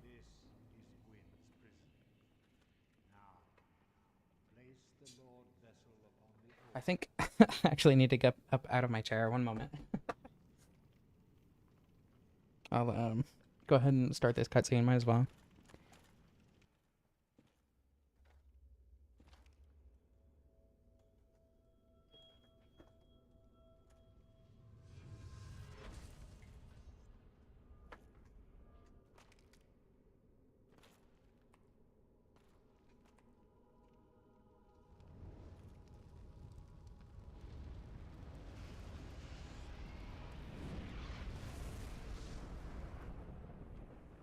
Okay, my controller is vibrating on my desk. That scared me. I had no idea what that was for a second. We got string lights recently, and I put them up like on my bedpost because we don't have tape or tacks that would be strong enough to actually hold it up, because we usually just get like electrical tape or whatever. So they're just kind of like hung on the bedpost. So it's like really hard to plug them in because the plug is like behind the bed. Anyway, tattoos are pretty cool. I've been wanting a tattoo. A Memento Mori tattoo, but I just haven't gotten it for whatever reason. I should do Seath next, but instead, I'm gonna do Quelaag.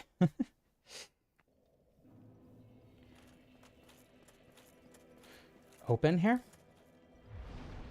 You should see what T does to a guy.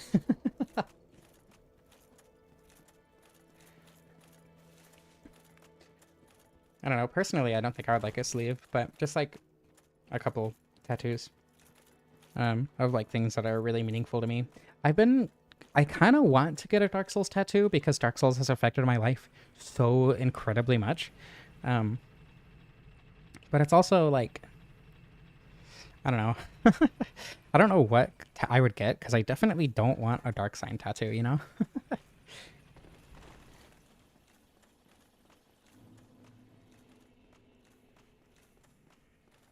The goose from Untitled Goose Game holding a trans flag. That's entirely valid.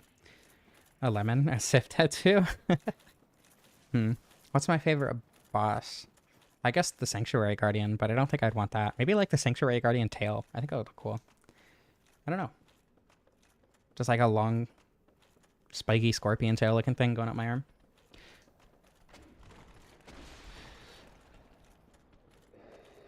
Hunter's Mark? Hunter's Mark tattoos are cool. Yeah. I've been wanting to get a Memento Mori tattoo for years at this point. I've just never like gotten out of my way to do it yet. So that's my experience with tattoos.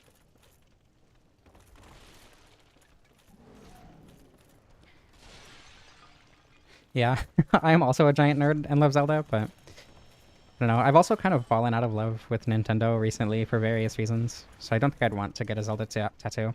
If I did, it would probably just be like Ocarina of Time themed or whatever. I don't know. I think one of the main reasons I don't want to get a dark sign tattoo is because it's so like obvious and like everyone does it. I don't know. Grass Crest Shield. That's a really good idea too. The Asylum Demon. That's an awesome idea. The Asylum Demon's ass. Gwyn Tramp Stamp, of course. No, that's understandable. I totally legitimately totally legitimately purchased Echoes of Wisdom and didn't love it though. So I don't know. That really, I feel like Nintendo making not specifically good games, in my opinion, anymore makes it a lot easier to be disillusioned with them and their business practices and everything.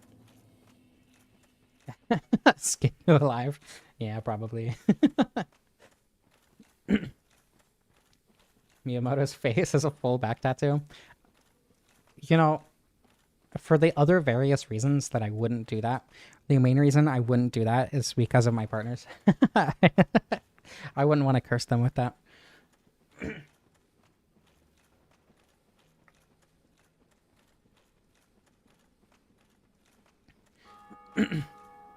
Yeah, Nintendo saying Power World was so dumb. Oh, the Mask of the Dark Sun or whatever? I agree, that'd be cool. A full arm sleeve tattoo of Ceaseless. I mean, I have a real life Ring of Favor and Protection, so I don't think I need a tattoo of one. Yeah, Nintendo games are just... Ugh. Didn't think of that. It was the first thing that I thought of. Torchalo face. Ugh. Thank you. A full back Torchalo face tattoo. Jesus. Or the bloated what are they called? The engorged hollows from the Painted World. Like zoomed in on their face like fisheye lens. I need to take a screenshot of that. I'm gonna do that after this stream. I think that would be really funny. Fisheye lens zoomed in on the face of the engorged hollows.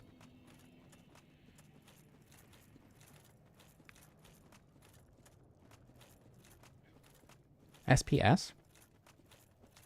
What is SPS? Priscilla? Priscilla's pretty good.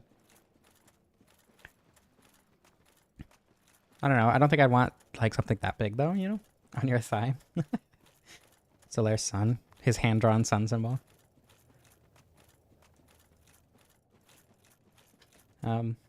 Priscilla on my thigh would probably be a benefit to my partners, actually. Oh, sexy party Solaire, okay.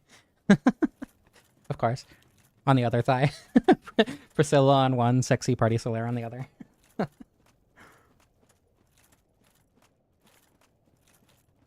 The cleavers? You mean the demon machete that he has? Wait. I was expecting to be able to walk around that, because usually you can't, but then I forgot that I was in mid-roll range.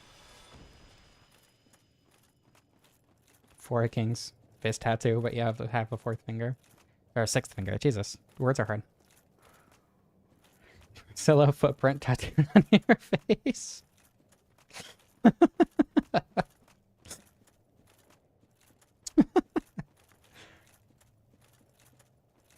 Yeah, Artorias and Sif would be cool. I feel like there are a lot of really cool Dark Souls tattoo ideas, but I don't know, a lot of them also feel really obvious to me. So it'd be like something that I would want to not design, but come up with on my own that wouldn't like be like, hey, look, I'm a fan of Dark Souls. But just be like, this property has done a lot in my life. I mean, I have the other shuttle. I'm just not using it. What do I do with it, you know? Hiya. See, this is why I don't dual wield the shuttles. Constant phantom hanging out. Would that be considered incest? Tattoo of a girl. Understandable. Incredibly valid as well.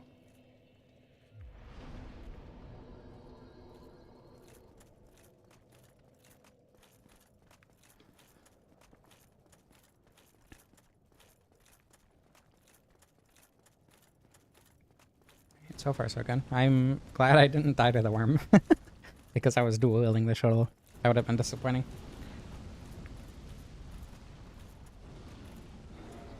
Pardon me.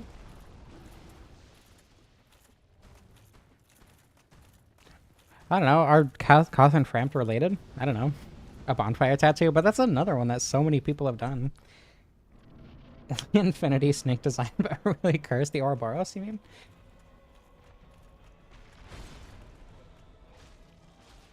Is there a stigma against tattoos in Japan or something?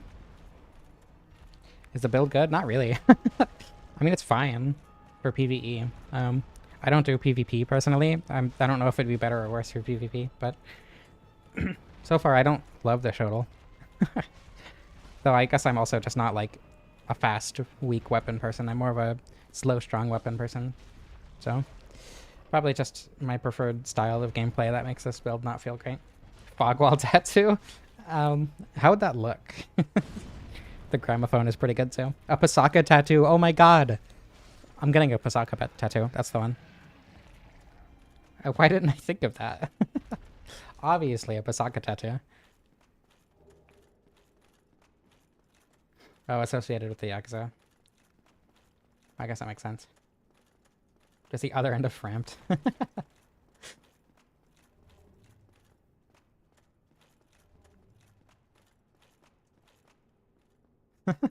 Oh yeah, the opening cutscene. Where they're all standing around the flame. That's a good point. That's a really good one too. Yeah, I mean, not even necessarily strength. Just like, you know, the scythe is a dex weapon, and that's my favorite weapon in the game, so. And it's not necessarily a fast weapon. That said, I feel like if I had spec'd for, like, Dark Moonblade, this would probably be a lot better. The pygmy rising from the flames. The furtive pygmy, so easily forgotten. Oh, Sea's Crystal would be cool too, yeah. I don't know, I feel like there are a lot of potentially good tattoos.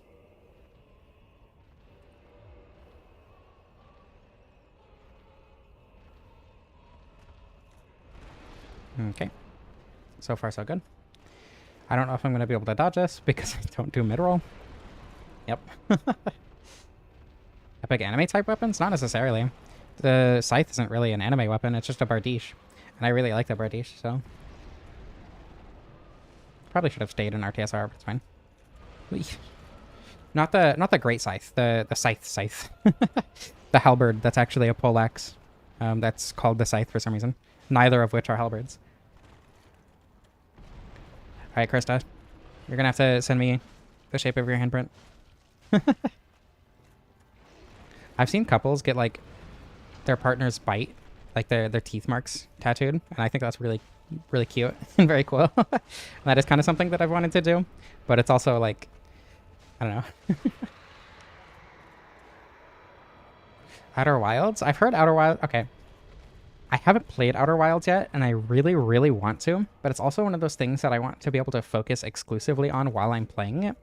And I haven't really had a time to focus on playing it yet. So it's one of those games that's like, you need to play Outer Wilds. Case in point. But I just haven't yet for whatever reason. I hate mid-roll. It's so slow. Hello, Shadow. Welcome to the stream. Yeah,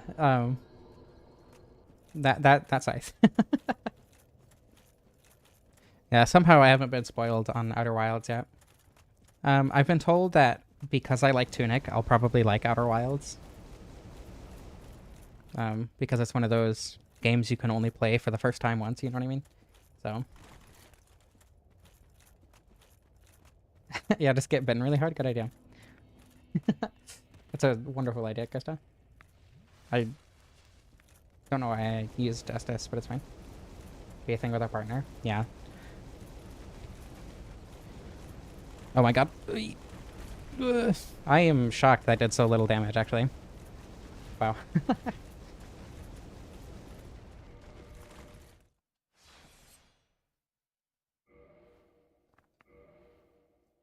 I mean, Tunic isn't necessarily like a not chill game. I think it's a very relaxing game. It's just that some of the fights can be kind of difficult. God, I really need to play that game again. I want to do a stick-only playthrough, but there are two problems with that.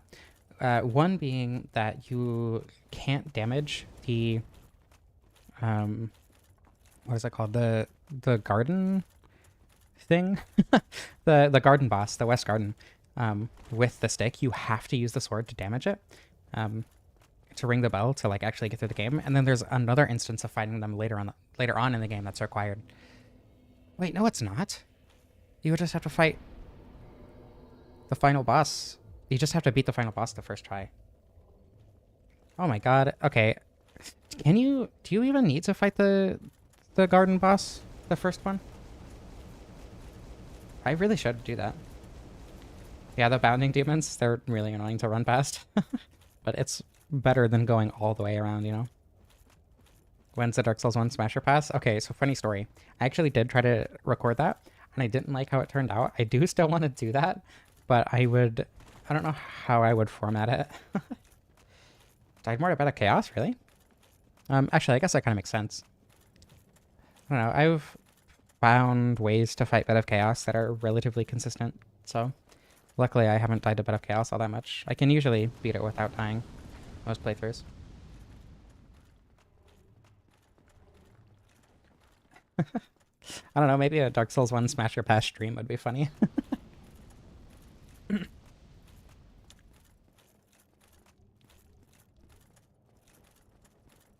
All FromSoft well, I would want to do more than bosses. Okay, so the thing is, I have I have a Google Slides slideshow of every single thing in Dark Souls 1. All bosses, all enemies, all NPCs, like everything. However, okay, so like I would want to do more than just the bosses, right? Because bosses are like nothing.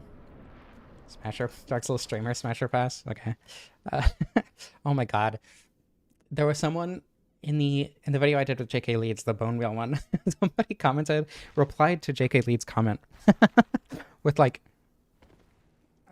I don't even remember. It was alluding to wanting to do very NSFW things with him. And I went to the like approval thing in YouTube Studio, and I denied it because I felt like I don't want anyone harassing the people that I'm collaborating with.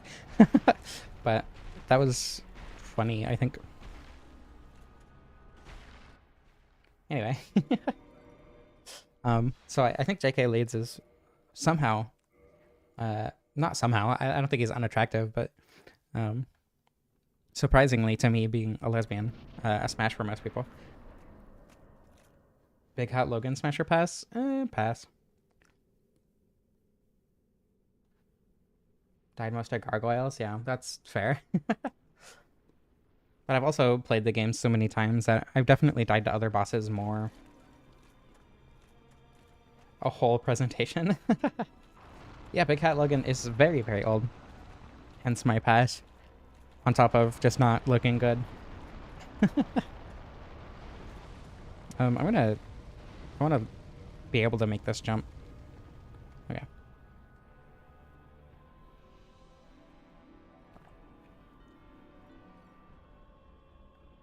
Oh, unless you're talking about JK being old. Yeah, not my type is the thing. Come on. Do the thing, please. Hello? Thank you.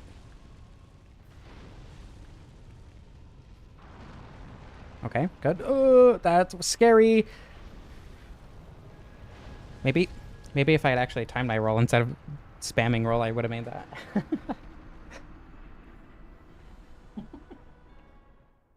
I don't know if being good at magic means you're good and bad, but I'll believe it.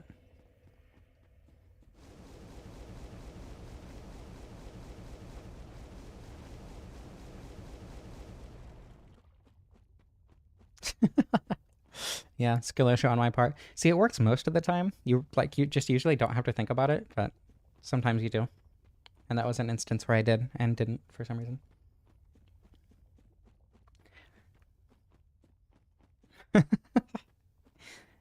Yeah, that Better Chaos wouldn't be the only one, I guess. So I suppose it makes sense. That's 3 months. Yeah. Well, that's the thing. Big Hat Logan isn't a magician, he's a sorcerer. So they're more good with their minds than their hands, you know? Maybe I should just use the bow. I don't know why I didn't think about that, to be honest. I'm just gonna use the bow. That way I don't have to be naked Lautrec.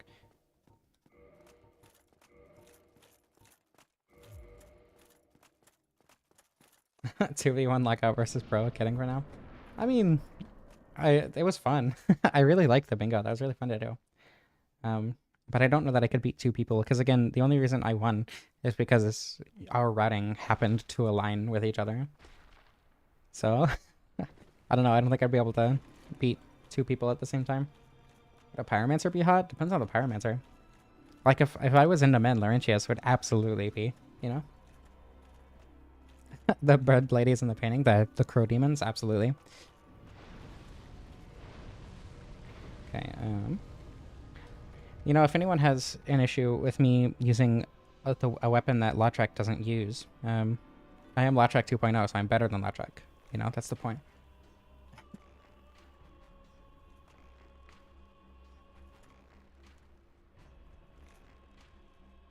Am I shooting at the wrong spot?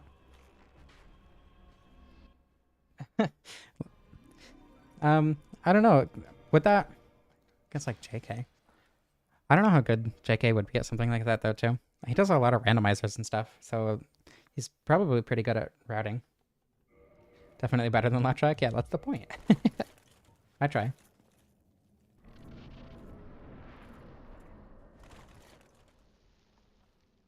Shrek levels of raw sex appeal. True.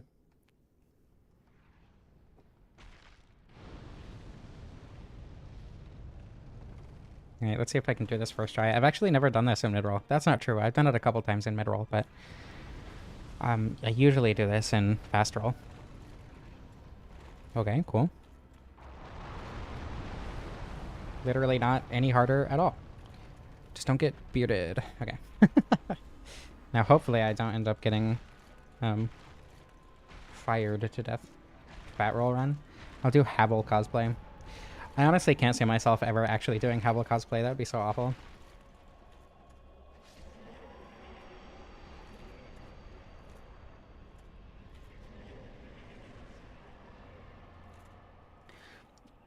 Luckily, my partner is extremely supportive.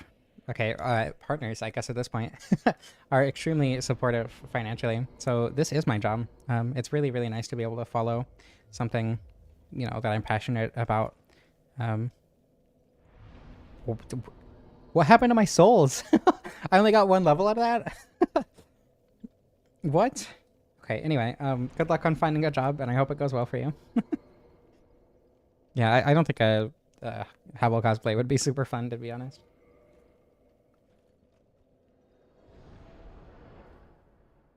Get it on a Smash Brawl video? I mean, understandably. Again, I'm not into men, but if I was... Havel to Spock, and it's Spock with Havel's helmet. I am poly, yeah.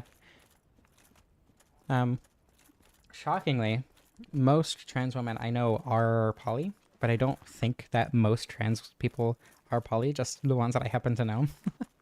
But yeah, I am poly. I feel like I do a lot of things that aren't like, I hesitate to say normal, that aren't like common generally. um, which I really like because it's nice to be able to normalize things that aren't necessarily considered common among most people, like having it as a pronoun, um, being poly, being trans without voice training, all that sort of stuff. It's really nice to be able to like be confident in myself and hopefully be, you know, uh, something for at least some people to look up to. That's kind of what I strive for. Most people in general, are poly. That's okay. Well, I guess that also kind of goes for me. Things could change. Yeah.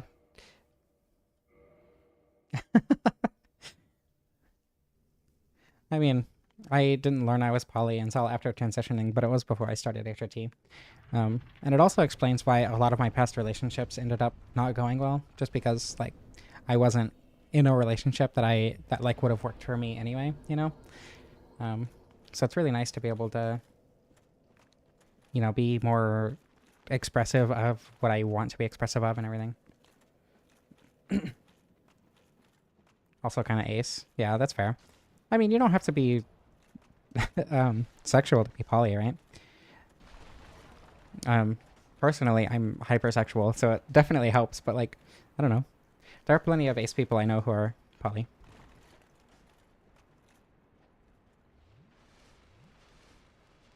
That's not like all relationships are, unless you mean like arrow ace specifically. But even then, like you can have a partner as an aromantic, asexual person. So I don't know. I guess it kind of just depends on what you want out of a relationship and everything.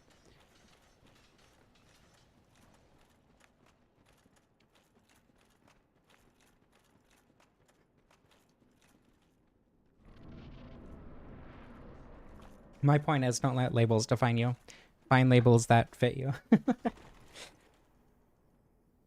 Yeah, I'm not sure where my hypersexuality comes from. If I had to guess, it's probably my uh, probably autism. If I'm being honest, I don't know, but I'm not complaining. And like, especially after becoming more confident in myself, it's really nice. What is a mint arrow? Also, Mask of the Father.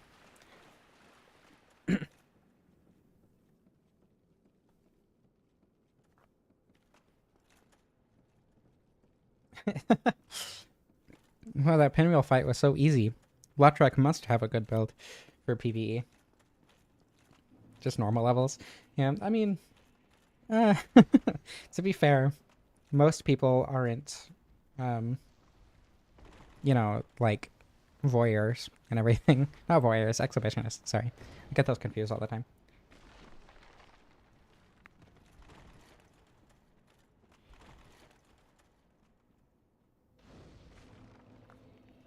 Mint flavored chocolate. Is it like the? Well, maybe not. I don't know. The first thing that comes to mind with that are like Andes mints. Fry sexual. I don't think I've ever heard of that, but giant dad. I really should do a giant dad run. I've been told by multiple people that would be a fun stream to do, but I don't know. I just haven't done it yet. Oh my god.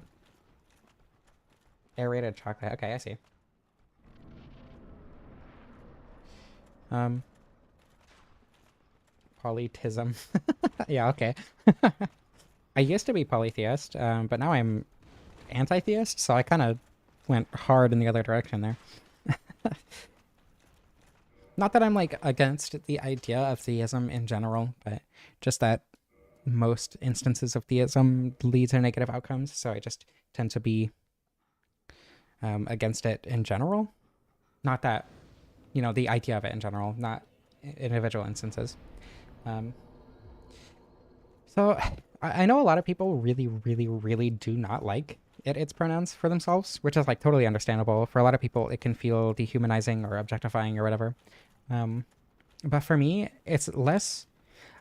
I don't know. I honestly think it has to do with being Therian. um, I'm not sure how much that applies though. Like, I don't know. It as a pronoun is just very euphoric to me. Um, And I don't think you should treat it as thinking of me as less of a person, but more so thinking of me as a different kind of person. In that way, I guess is the best way I could describe it. Yeah, true. And it is also treating as an equal because, you know, you're doing what I like. But that's why I am, not why, but I am she, it, not just it. So yeah, it's very euphoric to be called it every now and then. Ethereum. No. Ethereum.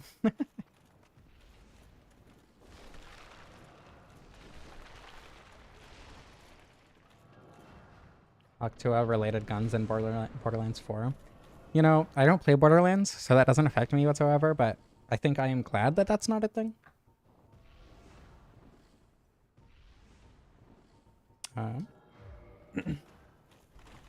It is your favorite pronoun?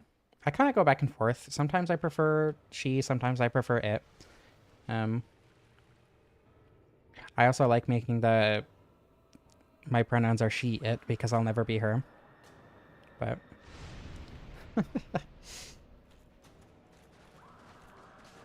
oh. Wait, I am surprised I framed that, to be honest. I don't even know if I framed it. I might have just gotten out of the way quick enough. Can you stop? Jesus. I usually go with the visual tail on that to avoid it. I swear to God.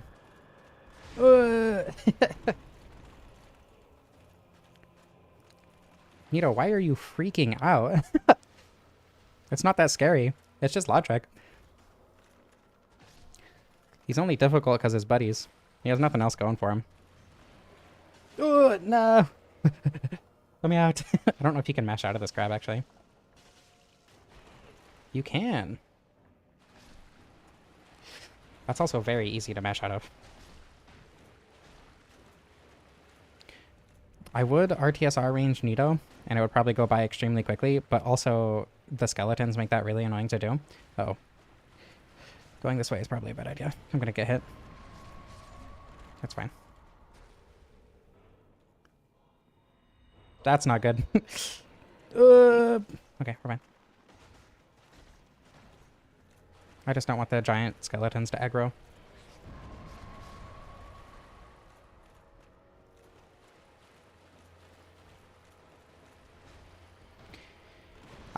I don't know if it depends more on the time for me. Like sometimes I prefer one and sometimes I prefer the other. If it more depends on the context. I don't know. It kind of depends. I do still have the lava ring equipped, so I couldn't have RTSR'd anyway. Thank you for pointing that out.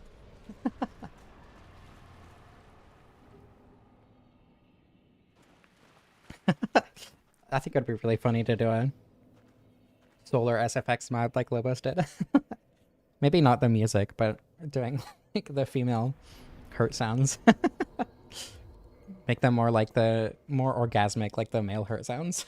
That'd be fun. Yeah, you can mash out of grabs. Not all of them. Like the Four Kings grab you can't mash out of. The Centipede Demons one is extremely easy to mash out of and just not take any damage from. It's just the shoulder buttons and the triggers if you just mash them. Stealing that shit joke, okay.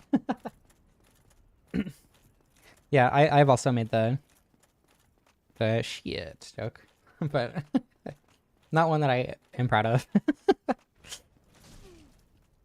As in, shit, if I didn't say that well enough to pick it up.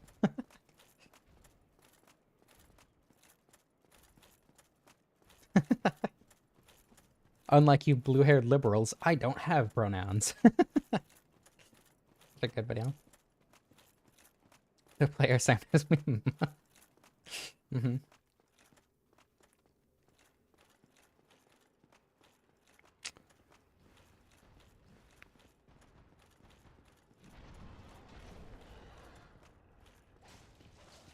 Cool, it doesn't bounce. I thought it would bounce, to be honest, being like a curve storm. But I guess not. I guess that's because it, like, goes around shield sometimes, right? Pronoun police. Those are not Shadow the Hedgehog's preferred pronouns.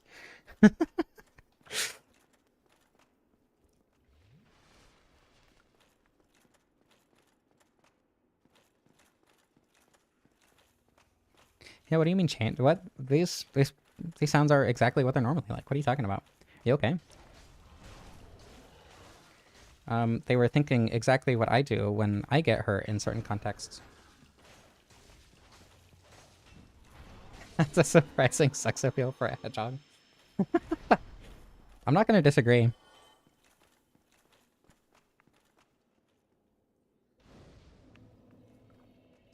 Okay. God, the run down to Seath is going to be awful. I'm going to take off my pants again to run down to Seath, because otherwise that's going to take forever.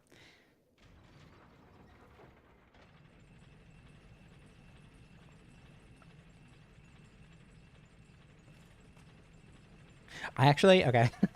I forgot, I do have a Minecraft resource pack where the sound of the zombies is me going bruh.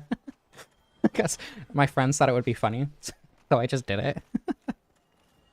I recorded like 5 different bruhs and then replaced all the zombie sounds with it. And I've been playing with it for years, and it's so weird to hear normal zombie sounds if I don't have it on.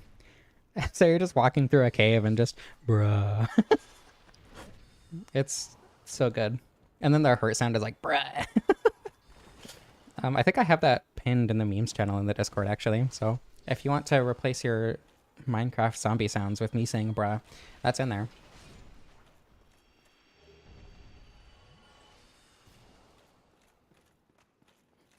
Shadow will win his battle against Ligma. Who's Steve Jobs?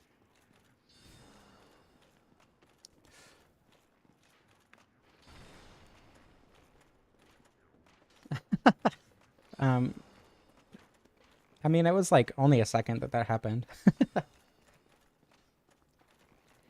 It kind of depends. When I lay down, it'll like stretch out my back a little bit. So like if I've been standing or sitting all day or whatever, it'll like stretch out my back and kind of hurt for a second, but will end up feeling good. That might just be what's happening. I wish the shuttle parry was like a little bit more forgiving.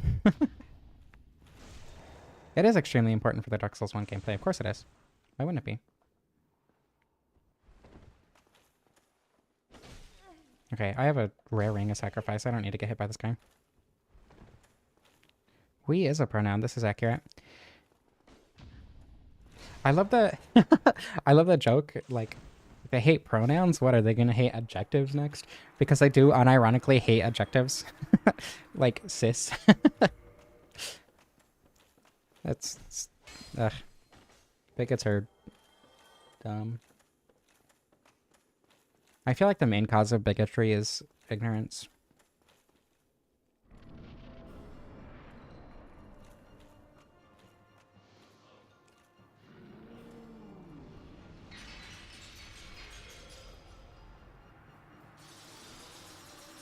How do I feel about nouns? I think it depends on the noun, actually.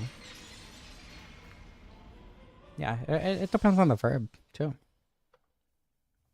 I'm gonna need examples, I think, to, like, really give you an educated opinion. Because, like, I feel like it's different, right, with every noun and verb.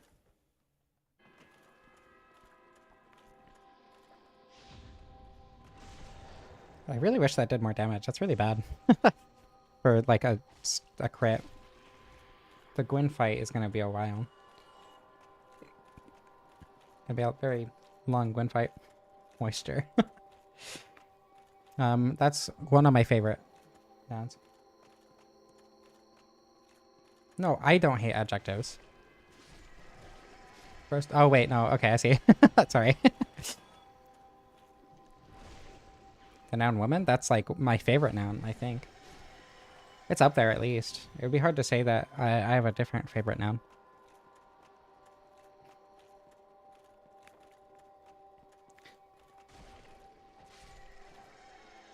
Oh yeah, Pasaka kind of got distracted with the pronoun talk, just like a liberal should.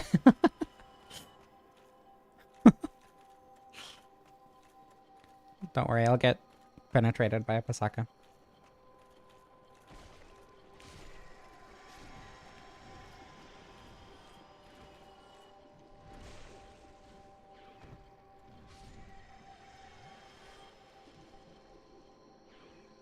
Come on.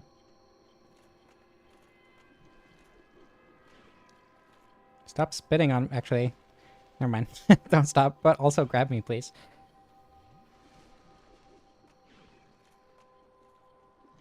Pasaka is a pretty good noun. I mean, I could quit out, but that would mean no Pasakas.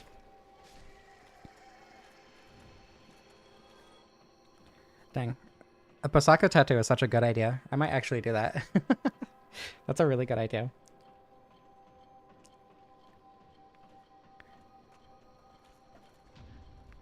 It's like specific to me in terms of like not something that most people end up doing.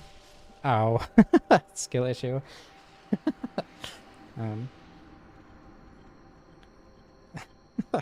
so glad they're not adding politics to Metal Gear Solid 3. I unironically heard that, and I think that's really funny.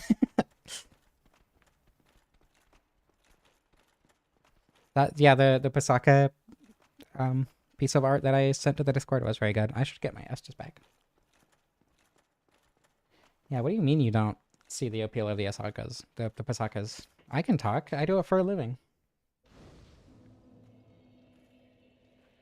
Pasakas are smash, no questions asked, indeed. Yeah, I have a Discord. Link is in the description. There is a normal art channel, but the art that we are specifically talking about is in one of the NSFW channels, which you specifically need the 18 plus role to access.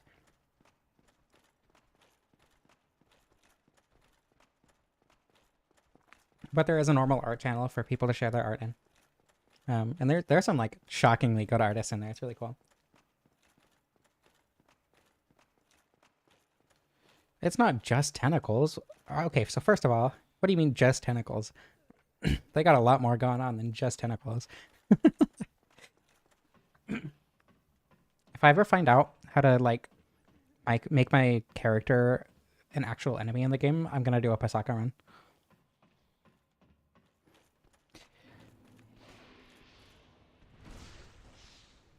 I don't require ID, just like verification for individuals so that I can more easily manage who has access to those channels. Because like, I mean, it's possible to fake IDs and stuff. And I don't think... I mean, there are also like NSFW channels, there's Discord terms of service. There are just so many reasons that people wouldn't necessarily access those channels. So I don't require an ID verification yet, at least. And we've never really had issues with it, so far so good. Yeah, Abyss, I think I pulled that out of instinct because I usually pull it to turn it off. Oops. Pasaka's getting revenge on Seath, yeah, for sure. Does that reactivate the Pasakas? Oh, maybe it did until I turned it off? I don't know.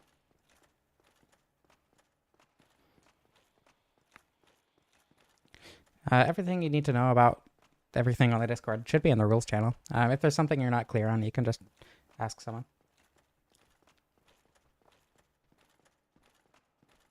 Yeah, most of the internet, exactly.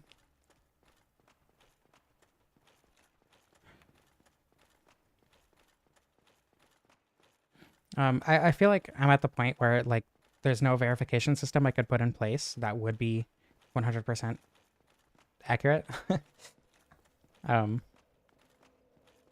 So like they're all easy to fake and everything. So I mean, no matter what I did, it would be honesty. So why make it more difficult than it would need to be?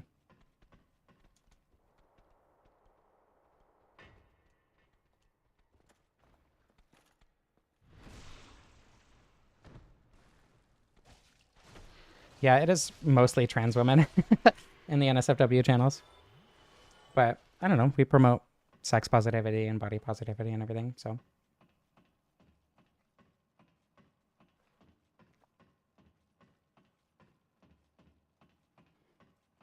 I feel like for me, it's the way I did is because there's a lot of like negativity around sex in most like cultures now. So I want to make that easier to be positive about, especially since I like grew up in purity culture and everything. Sometimes, most of the time, I feel like maybe not as much recently. People have been talking in general chat and everything a lot.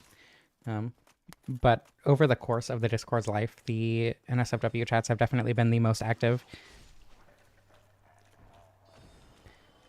That is cool to see people talking about stuff that isn't just, you know, NSFW stuff. Either way. Oh yeah, true, the Souls chat. I think it helps that I changed it from the Shadow of the Erdtree spoilers chat to just Souls chat, because I felt like Shadow of the Erdtree had been out long enough and everything. Considering my channel is entirely Souls based. Pardon me, please. Thank you.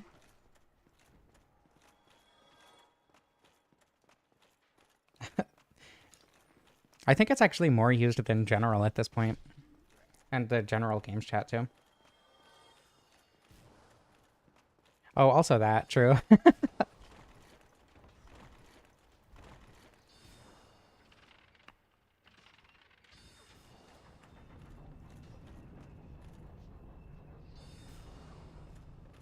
Over 100 hours in 2 weeks?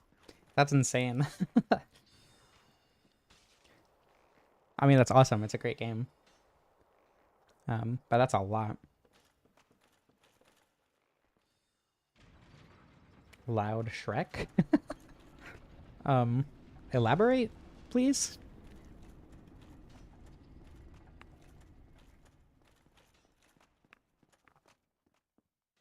Yeah, I need to get my characters back to where they were in Dark Souls 2.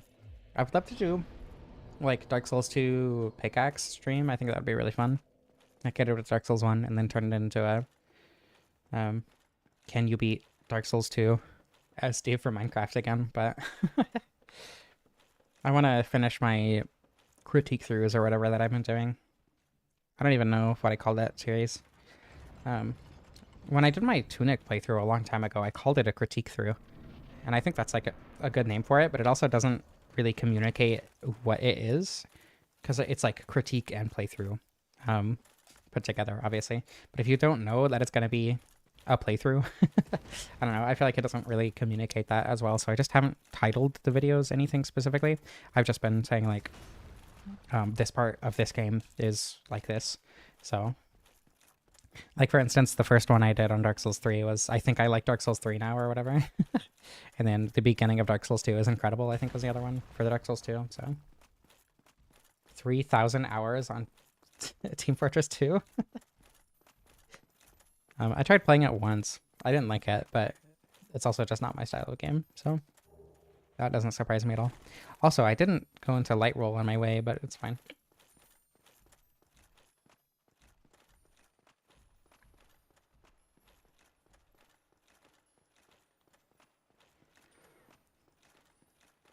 Alright, let's see if I can avoid dying to this guy. Oh my god, everything's fine. I mean, TF2 is a free game, right?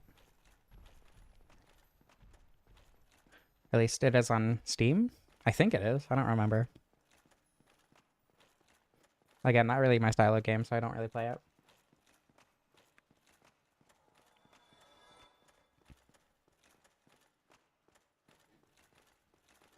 Alright, let's see if I can get into the Seath fight without a clam following me in with this speed.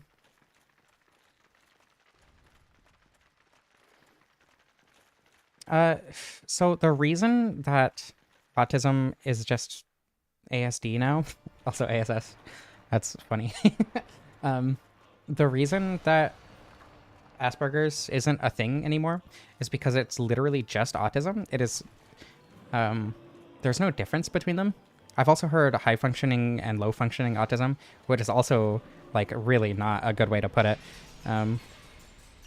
Because like, there are just different symptoms that different people... I've heard it described as a pool of symptoms that you can pull from. You know, so different people get different symptoms and everything. So, like, it is just autism. So, you know. I wonder how many people in the Discord are autistic. That I didn't mean. I thought I was gonna go faster than that. I forgot I was in mid-roll range. No, we have to run all the way back down. That sucks.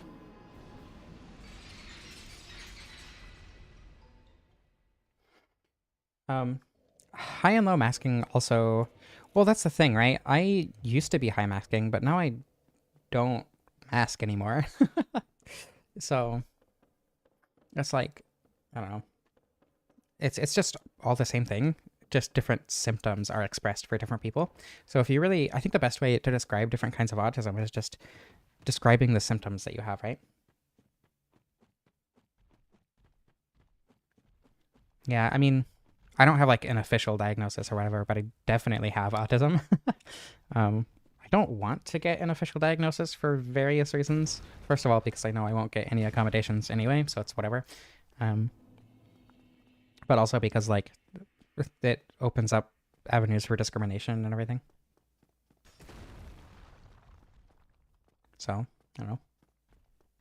But yeah, again, I feel like the best way to express um, what kind of or the different kinds of autism is just talking about the symptoms specifically and how they are expressed and how intensely.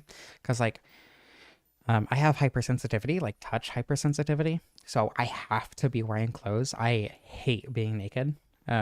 If I'm just like relaxing or whatever, I know a lot of people who find that really comfortable, right? But for me, it's incredibly uncomfortable and very, very overstimulating.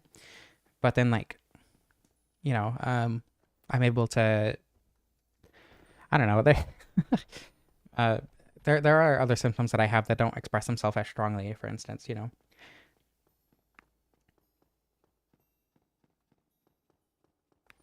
Because like I stream obviously, and that's a very social thing to do. Um, but it's also like I have a hard time talking to people in person, kind of thing. Not naked 24/7. Look, there are instances in which I like being naked. Okay, I'm not gonna shower with clothes on. That would, oh my god, that would be a sensory nightmare. Jesus. Yeah, even if I'm under a blanket, I hate feeling blanket on my bare skin, too. It has to be clothes that are like not tight fitting, but just like draped over my skin. It cannot be a blanket, and I don't know why necessarily. Okay, maybe I shouldn't go for RTSR. I just shouldn't heal and let it happen if it happens. Just don't recommend. Yeah, I can't imagine it's great. Yeah, I'm the exact opposite. I have a very... That damage is not bad. I shouldn't have even tried to go for RTSR in the first place. Um, yeah, I'm the exact opposite. I can't sleep unless I am clothed under a blanket with a pillow. And preferably with my... I have a comfort blanket that I've had for years. I have a very, very hard time sleeping without it. It's my comfort object. I do have another comfort object now. It's a little Arctic fox plush that somebody got me. But I've only ever had two comfort objects, and that's the only one that I've gotten recently, and that's the only plush comfort object I've ever had in my life. Oh my god. I also hate shorts. Shorts are awful. There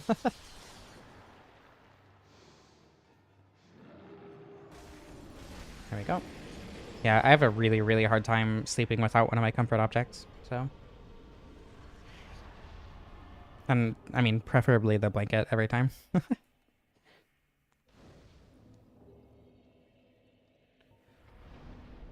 Okay, DLC time. Oops.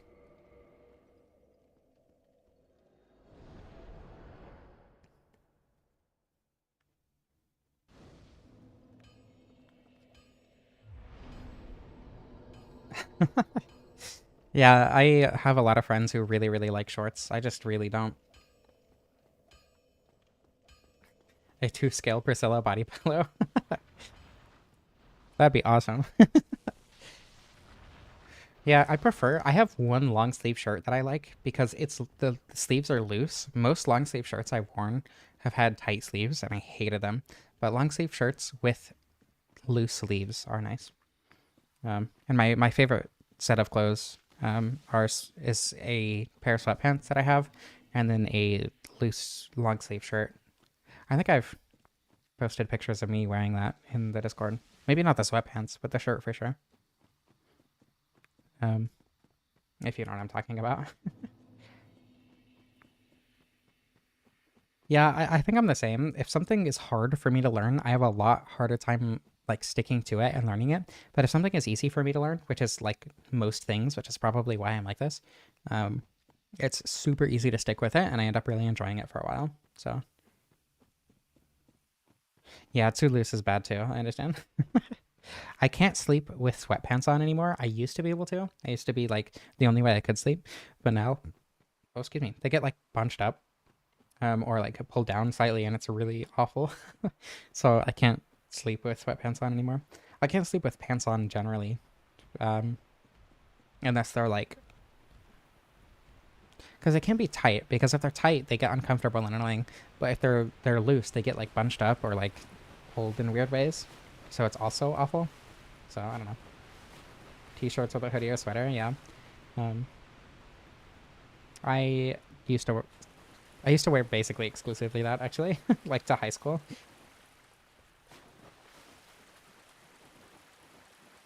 Yeah, long sleeve shirt with sweater. I hate having a sweater with that with a sweater over long sleeves. Jeez, because like when you put it on, it gets bunched up and everything. And, ugh. Um, yeah, I don't have anything like that, but I definitely understand having issues with like making art and wanting to and all that. um, which is why I mean I don't do visual art because visual art is extremely difficult and takes a lot of effort to do, um, because it doesn't click with me. But like, um, music clicked with me really really well when I was a teenager, so I just really really liked making music.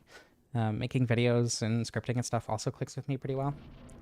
Um, obviously that's why I'm making videos. um, but yeah, like traditional art mediums aren't really. I'm not good at them. Wait, owie. Mom jeans and a band t-shirt. Well, from what I've seen, they look good. So need to heal. This was a bad time to heal.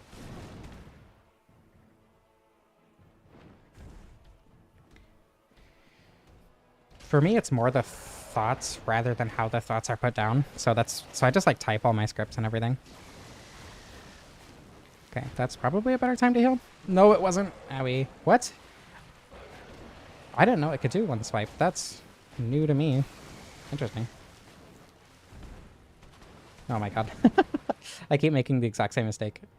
It's just Sanctuary Guardian. What am I doing?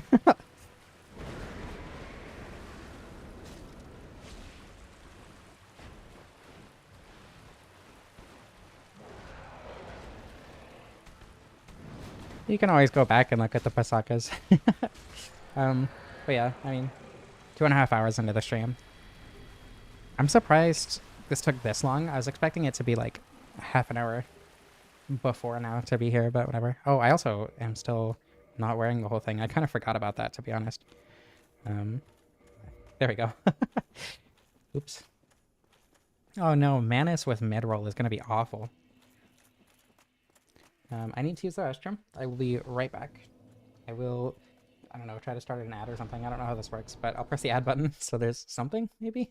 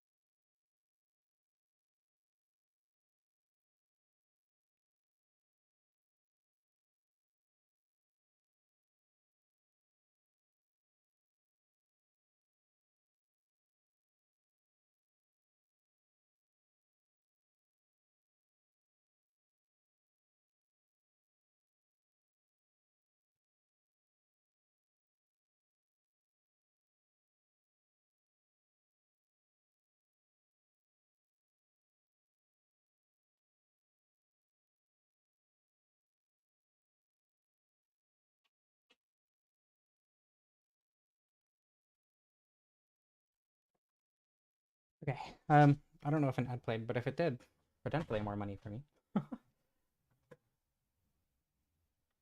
Okay. It's not hate. I just don't think it'll be super fun. Level editors in games. I am awful at designing levels. Level design is not my forte at all. I wish it was because I really really want to do game dev, and I can do everything other than the art, the UX, UI, and the level design. Everything else I'm like somewhat competent at. The owner of an oil well. I mean, it would explain the money. Yeah, I mean, I've gone through, like, I've seen so many GDC things and, like, other random game design YouTube videos, and I've read all the psychology stuff that I've found and whatever around video games, but I don't know, it just doesn't click with my brain.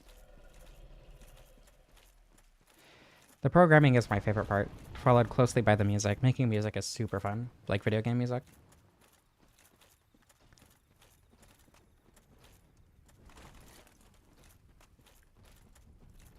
Goofy maps in TF2. Oh.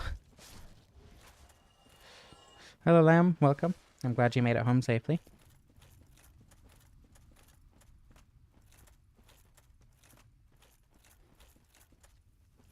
What do you mean game design? Game design is like the whole thing, right? Do you mean level design specifically? Because art is part of game design, right? Music is also a part of game design. And arguably programming is also part of the game design.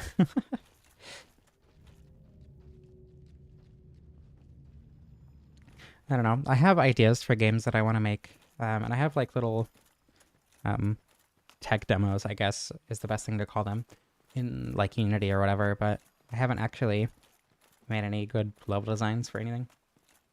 Oh, mechanics and systems, yeah. Usually what I do is I just kind of make a basic controller and then just mess with stuff until it's fun. So I have a bunch of things that I think are really fun. Or I'll come up with an idea and then, program that out. And it ends up being fun to mess with. But I just suck at making level design. So... Alright, let's see if this ends up being awful. Okay, we got Transbian Lautrec versus he, him, lesbian Artorias. Truly the Dark Souls boss fight of all time. That's not the way I wanted to roll. I can't punish. Okay. I also need to be more careful about stamina management, I think. Oops, that was a misclick. Good luck on your goofy map design. I hope it goes well.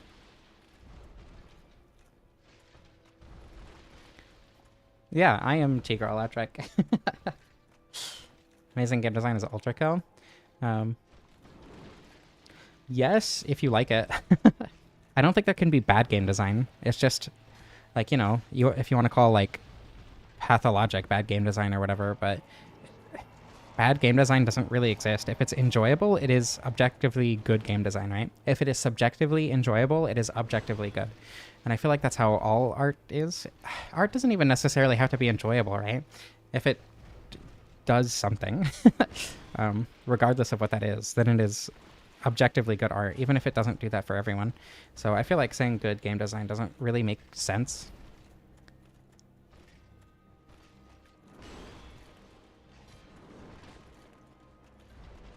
The Dark Souls Biden wants. So true. God, I wish Biden wanted that. He'd be so much cooler.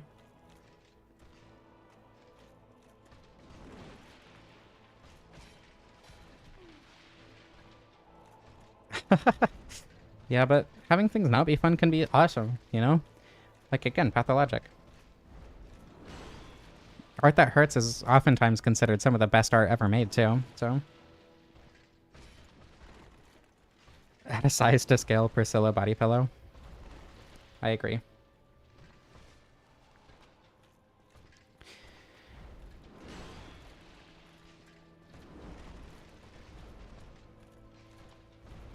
Oh my god. Let me attack you. I want to work on music more, but I feel like I've hit composer's block a lot recently, and it's just so hard to get over that and make something that I like. And like, I've made some things that I've liked recently, thanks to certain inspirations and whatever, but largely it's hard to just want to make something and then not be able to in that moment because I don't have the right inspiration.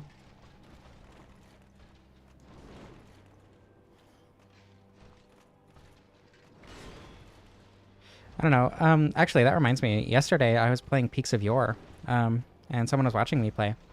Um, and I fell, and they, like, oh, that's too bad, you fell. But it made me get to thinking, and like, I think falling is genuinely my favorite part of that game, just because of what it means to the game itself. Like, I don't know. I feel like the same thing is true with Dark Souls. Like, failing is one of the best parts because it's like you get to play more of the game that you like, but also you get to experience more and learn more, and you get to experience what the game designer wanted on top of just like the failure itself not necessarily being a bad thing, only what you feel about the failure. Hi, Krista.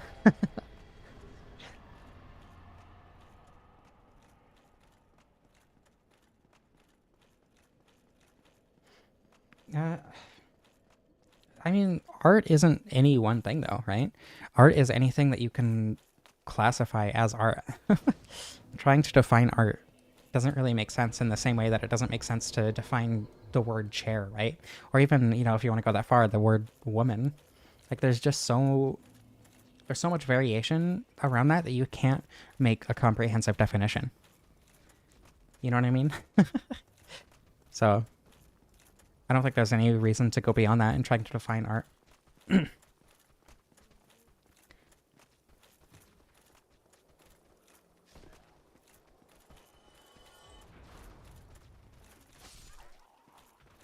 I feel like we've had the conversation about not being able to define the word chair because of talking about being trans in a stream before, specifically in the DLC. Yeah, that was when I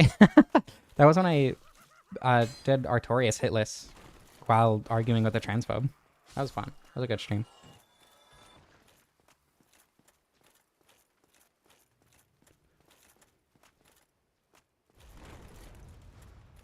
It doesn't even necessarily have to be designed to be sat on, though. Things can circumstantially be chairs. That doesn't even work. One of the first streams you were in? That's awesome. What an awesome first impression. Like, yeah, you don't even have to necessarily go for, like, if you draw, it doesn't have to be visually appealing. It can just mean something, you know what I mean? Is a couch a chair? It can be. It depends on your definition. Like, personally, I wouldn't call a couch a chair, but it makes sense, right? Well, isn't trying your best trying to be perfect? Like, just because you can't be perfect doesn't mean you shouldn't necessarily strive for it. When I make videos, I don't need to get that. When I make videos, I try to make them as good as I possibly can, obviously, but in that way, I think I am striving for perfection, right? And I don't think it's necessarily a bad thing to do that, even if you can't ever particularly obtain any specific definition of perfection. In my mind, if you try your best, that is perfect. The definition of perfect is being the best that it is possible to be. So if you do your best, if you do the best you possibly can, that is the definition of perfect. I disagree. Something can be perfect and complete. Owie. Well, yeah, that's what I tell myself. I try to be perfect. Well, I mean, it can be useless as a definition, but it can also be, inspiring or emboldening, you know what I mean? So it really just depends on the context you have around it and what you want to think of it. I would argue that the majority of us are perfect. Most people try their best, right? So in that way, most people are doing the best that it is possible to do. Therefore, most people are perfect, at least in different ways. And I think trying to define people as imperfect, it just, I don't know, it's demotivating in a way that it does not need to be.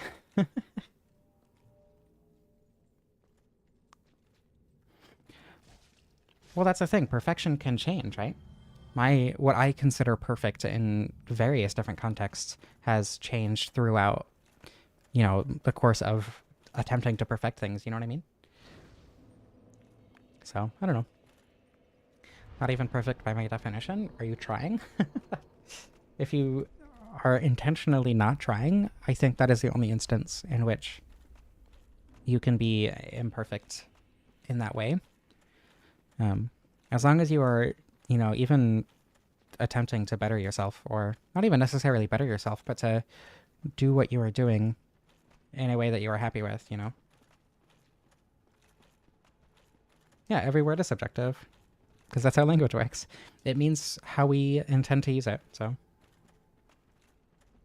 Yeah, okay, exactly. So just because you're not trying doesn't mean you are intentionally not trying. So, like, if it's unintentional, you know what I mean? It's not, like, something that you can control. So just because you don't feel like you're trying doesn't mean you aren't.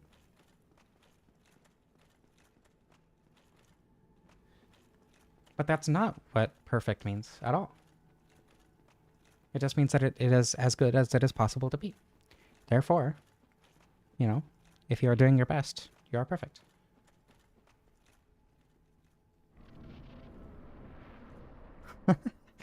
Well, yeah, that's because it's illogical to hate yourself. Obviously. You should have learned this by now.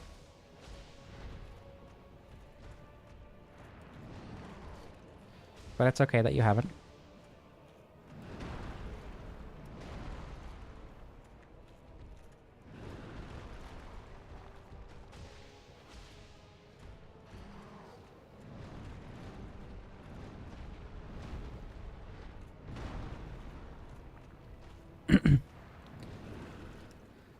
Also, mid-roll Manus is not bad at all. This is way easier than I was expecting it to be.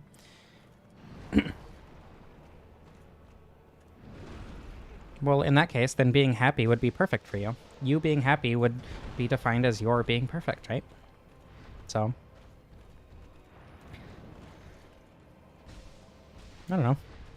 Perfect is given a lot more weight than I think it necessarily needs, but at the same time, that weight can be used to inspire, if nothing else.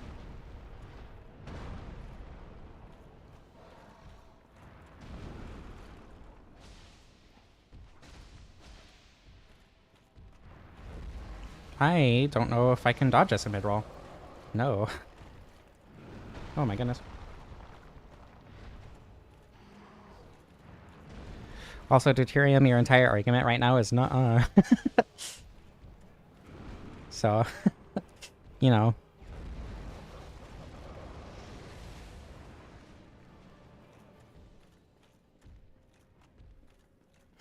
No, mid-roll still sucks, because, like, it's way slower than it needs to be. Like, just walking around is really slow and annoying.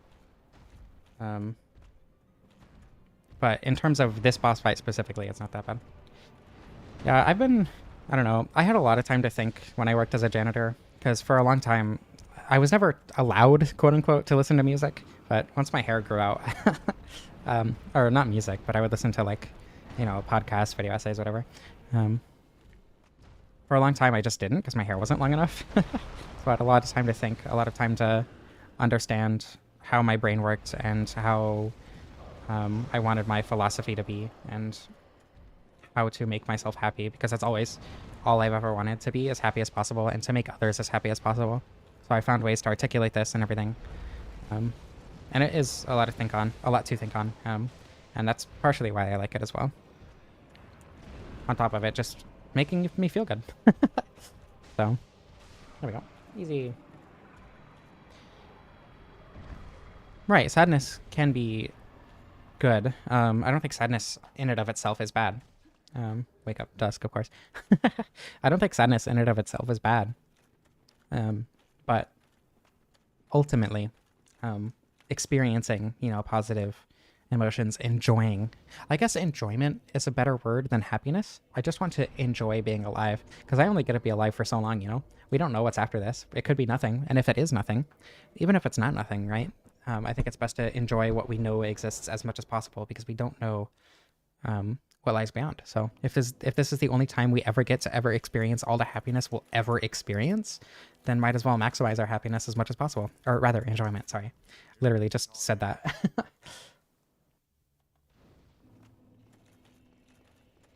So yeah, whatever you classify as enjoying life specifically. So, I don't know. It's nice to enjoy things. It's nice to enjoy life, regardless of what that means for you. I guess that comes back to art, right? Where art doesn't necessarily have to be something you enjoy. It doesn't have to be necessarily appealing in and of itself. Art that makes you sad, art that makes you upset or angry or feel other, intensely negative emotions is sometimes defined as the best art ever, which is still like, enjoyment, right? Maximizing happiness by far. I would say all of the pain you could ever experience could never compare to all the happiness you'll ever experience, right? So like from my perspective, it is worth having bad experiences to have good experiences, because if this is all the happiness I will ever experience, then I want to experience it, as much of it as possible, right? As opposed to minimizing sadness, where there's only a limited amount of sadness that I will ever experience anyway. So it doesn't really matter if I minimize it or not, as long as I'm experiencing as much happiness as possible, if that makes sense.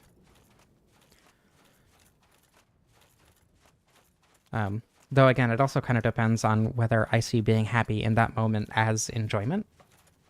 So, But that is just objectively untrue. Perfect things do exist, by definition. So, I mean, you can say what you want, but like, perfect things do exist. Perfect experiences, perfect people, perfect, I don't know, perfect art. Perfection does exist. I love Calamy. Calamy is my second favorite boss in the game, but I always skip it because it takes so long to get to. And when the stream is already coming up on 3 hours, Yeah, exactly. Perfect pets.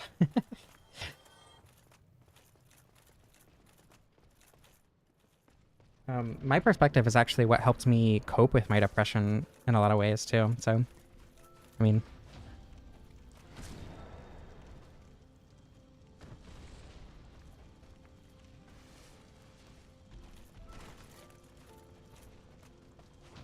oh my god.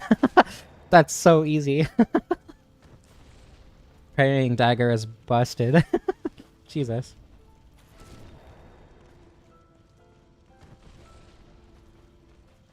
Well, of course. I mean, all things we experience are subjective, right?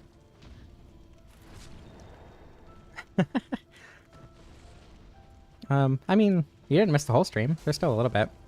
Oops. There we go. I mean, I can always watch the VOD, I guess.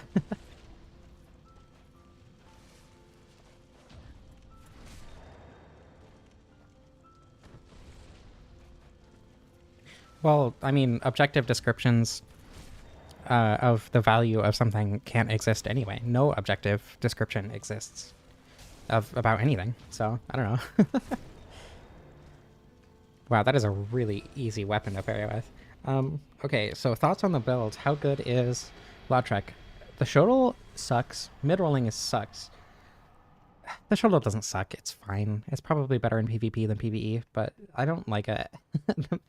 The doing a little bit of damage with high speed is not my preferred playstyle, so I don't like the Shotel. And also, mid-rolling is annoying, and I prefer the brass set to the favor set, or this whatever it's called.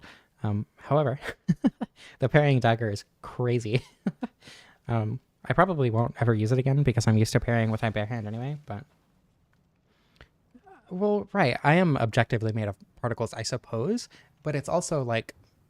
I don't know if you've seen the Vsauce video. I think it's the nostalgia video, how we are groupings of particles that that become us and then stop being us. It's ship of Theseus stuff, right? So like, are we the particles themselves, or is that really what defines a person, since those are constantly changing anyway? You know, I should have expected you to say that, Deuterium. Anyway, um, yeah, I'm sure people. Oh, and it might also be the chair video. I'm not sure. But we can affect all parts of our universe, and like perspective and how you view things. Um, like your perspective is necessarily different from everyone else's, right? So like objectiveness doesn't exist. Like if you want to go the Descartes route, right? Like I think therefore I am, whatever, then I guess it is objectively true that I exist. But beyond that, I don't know. It's kind of hard to say anything is objective at all, because it all comes down to our perception and our viewpoint. Um, that said, personally, I think it is a good thing to maximize happiness, and that is my axiom, right? That is what I live for and what I live on and how I act. So, um, I'm going to assume that being happy is objectively good, because everyone, not happy, sorry, but enjoyment, is objectively good, right? So, like, you know what I mean? Whatever. Anyway, I'm gonna go. Thank you all for watching. I hope you enjoyed. I love you all. This was a very fun stream. Maybe not the build itself, but a lot of the stuff we talked about was really fun. If you ever want to talk about something like that, you know, you're welcome to talk in the Discord, whatever. That goes for pretty much everyone. Yeah. Thank you all for watching. I hope you enjoyed. I love you all. And I don't know how to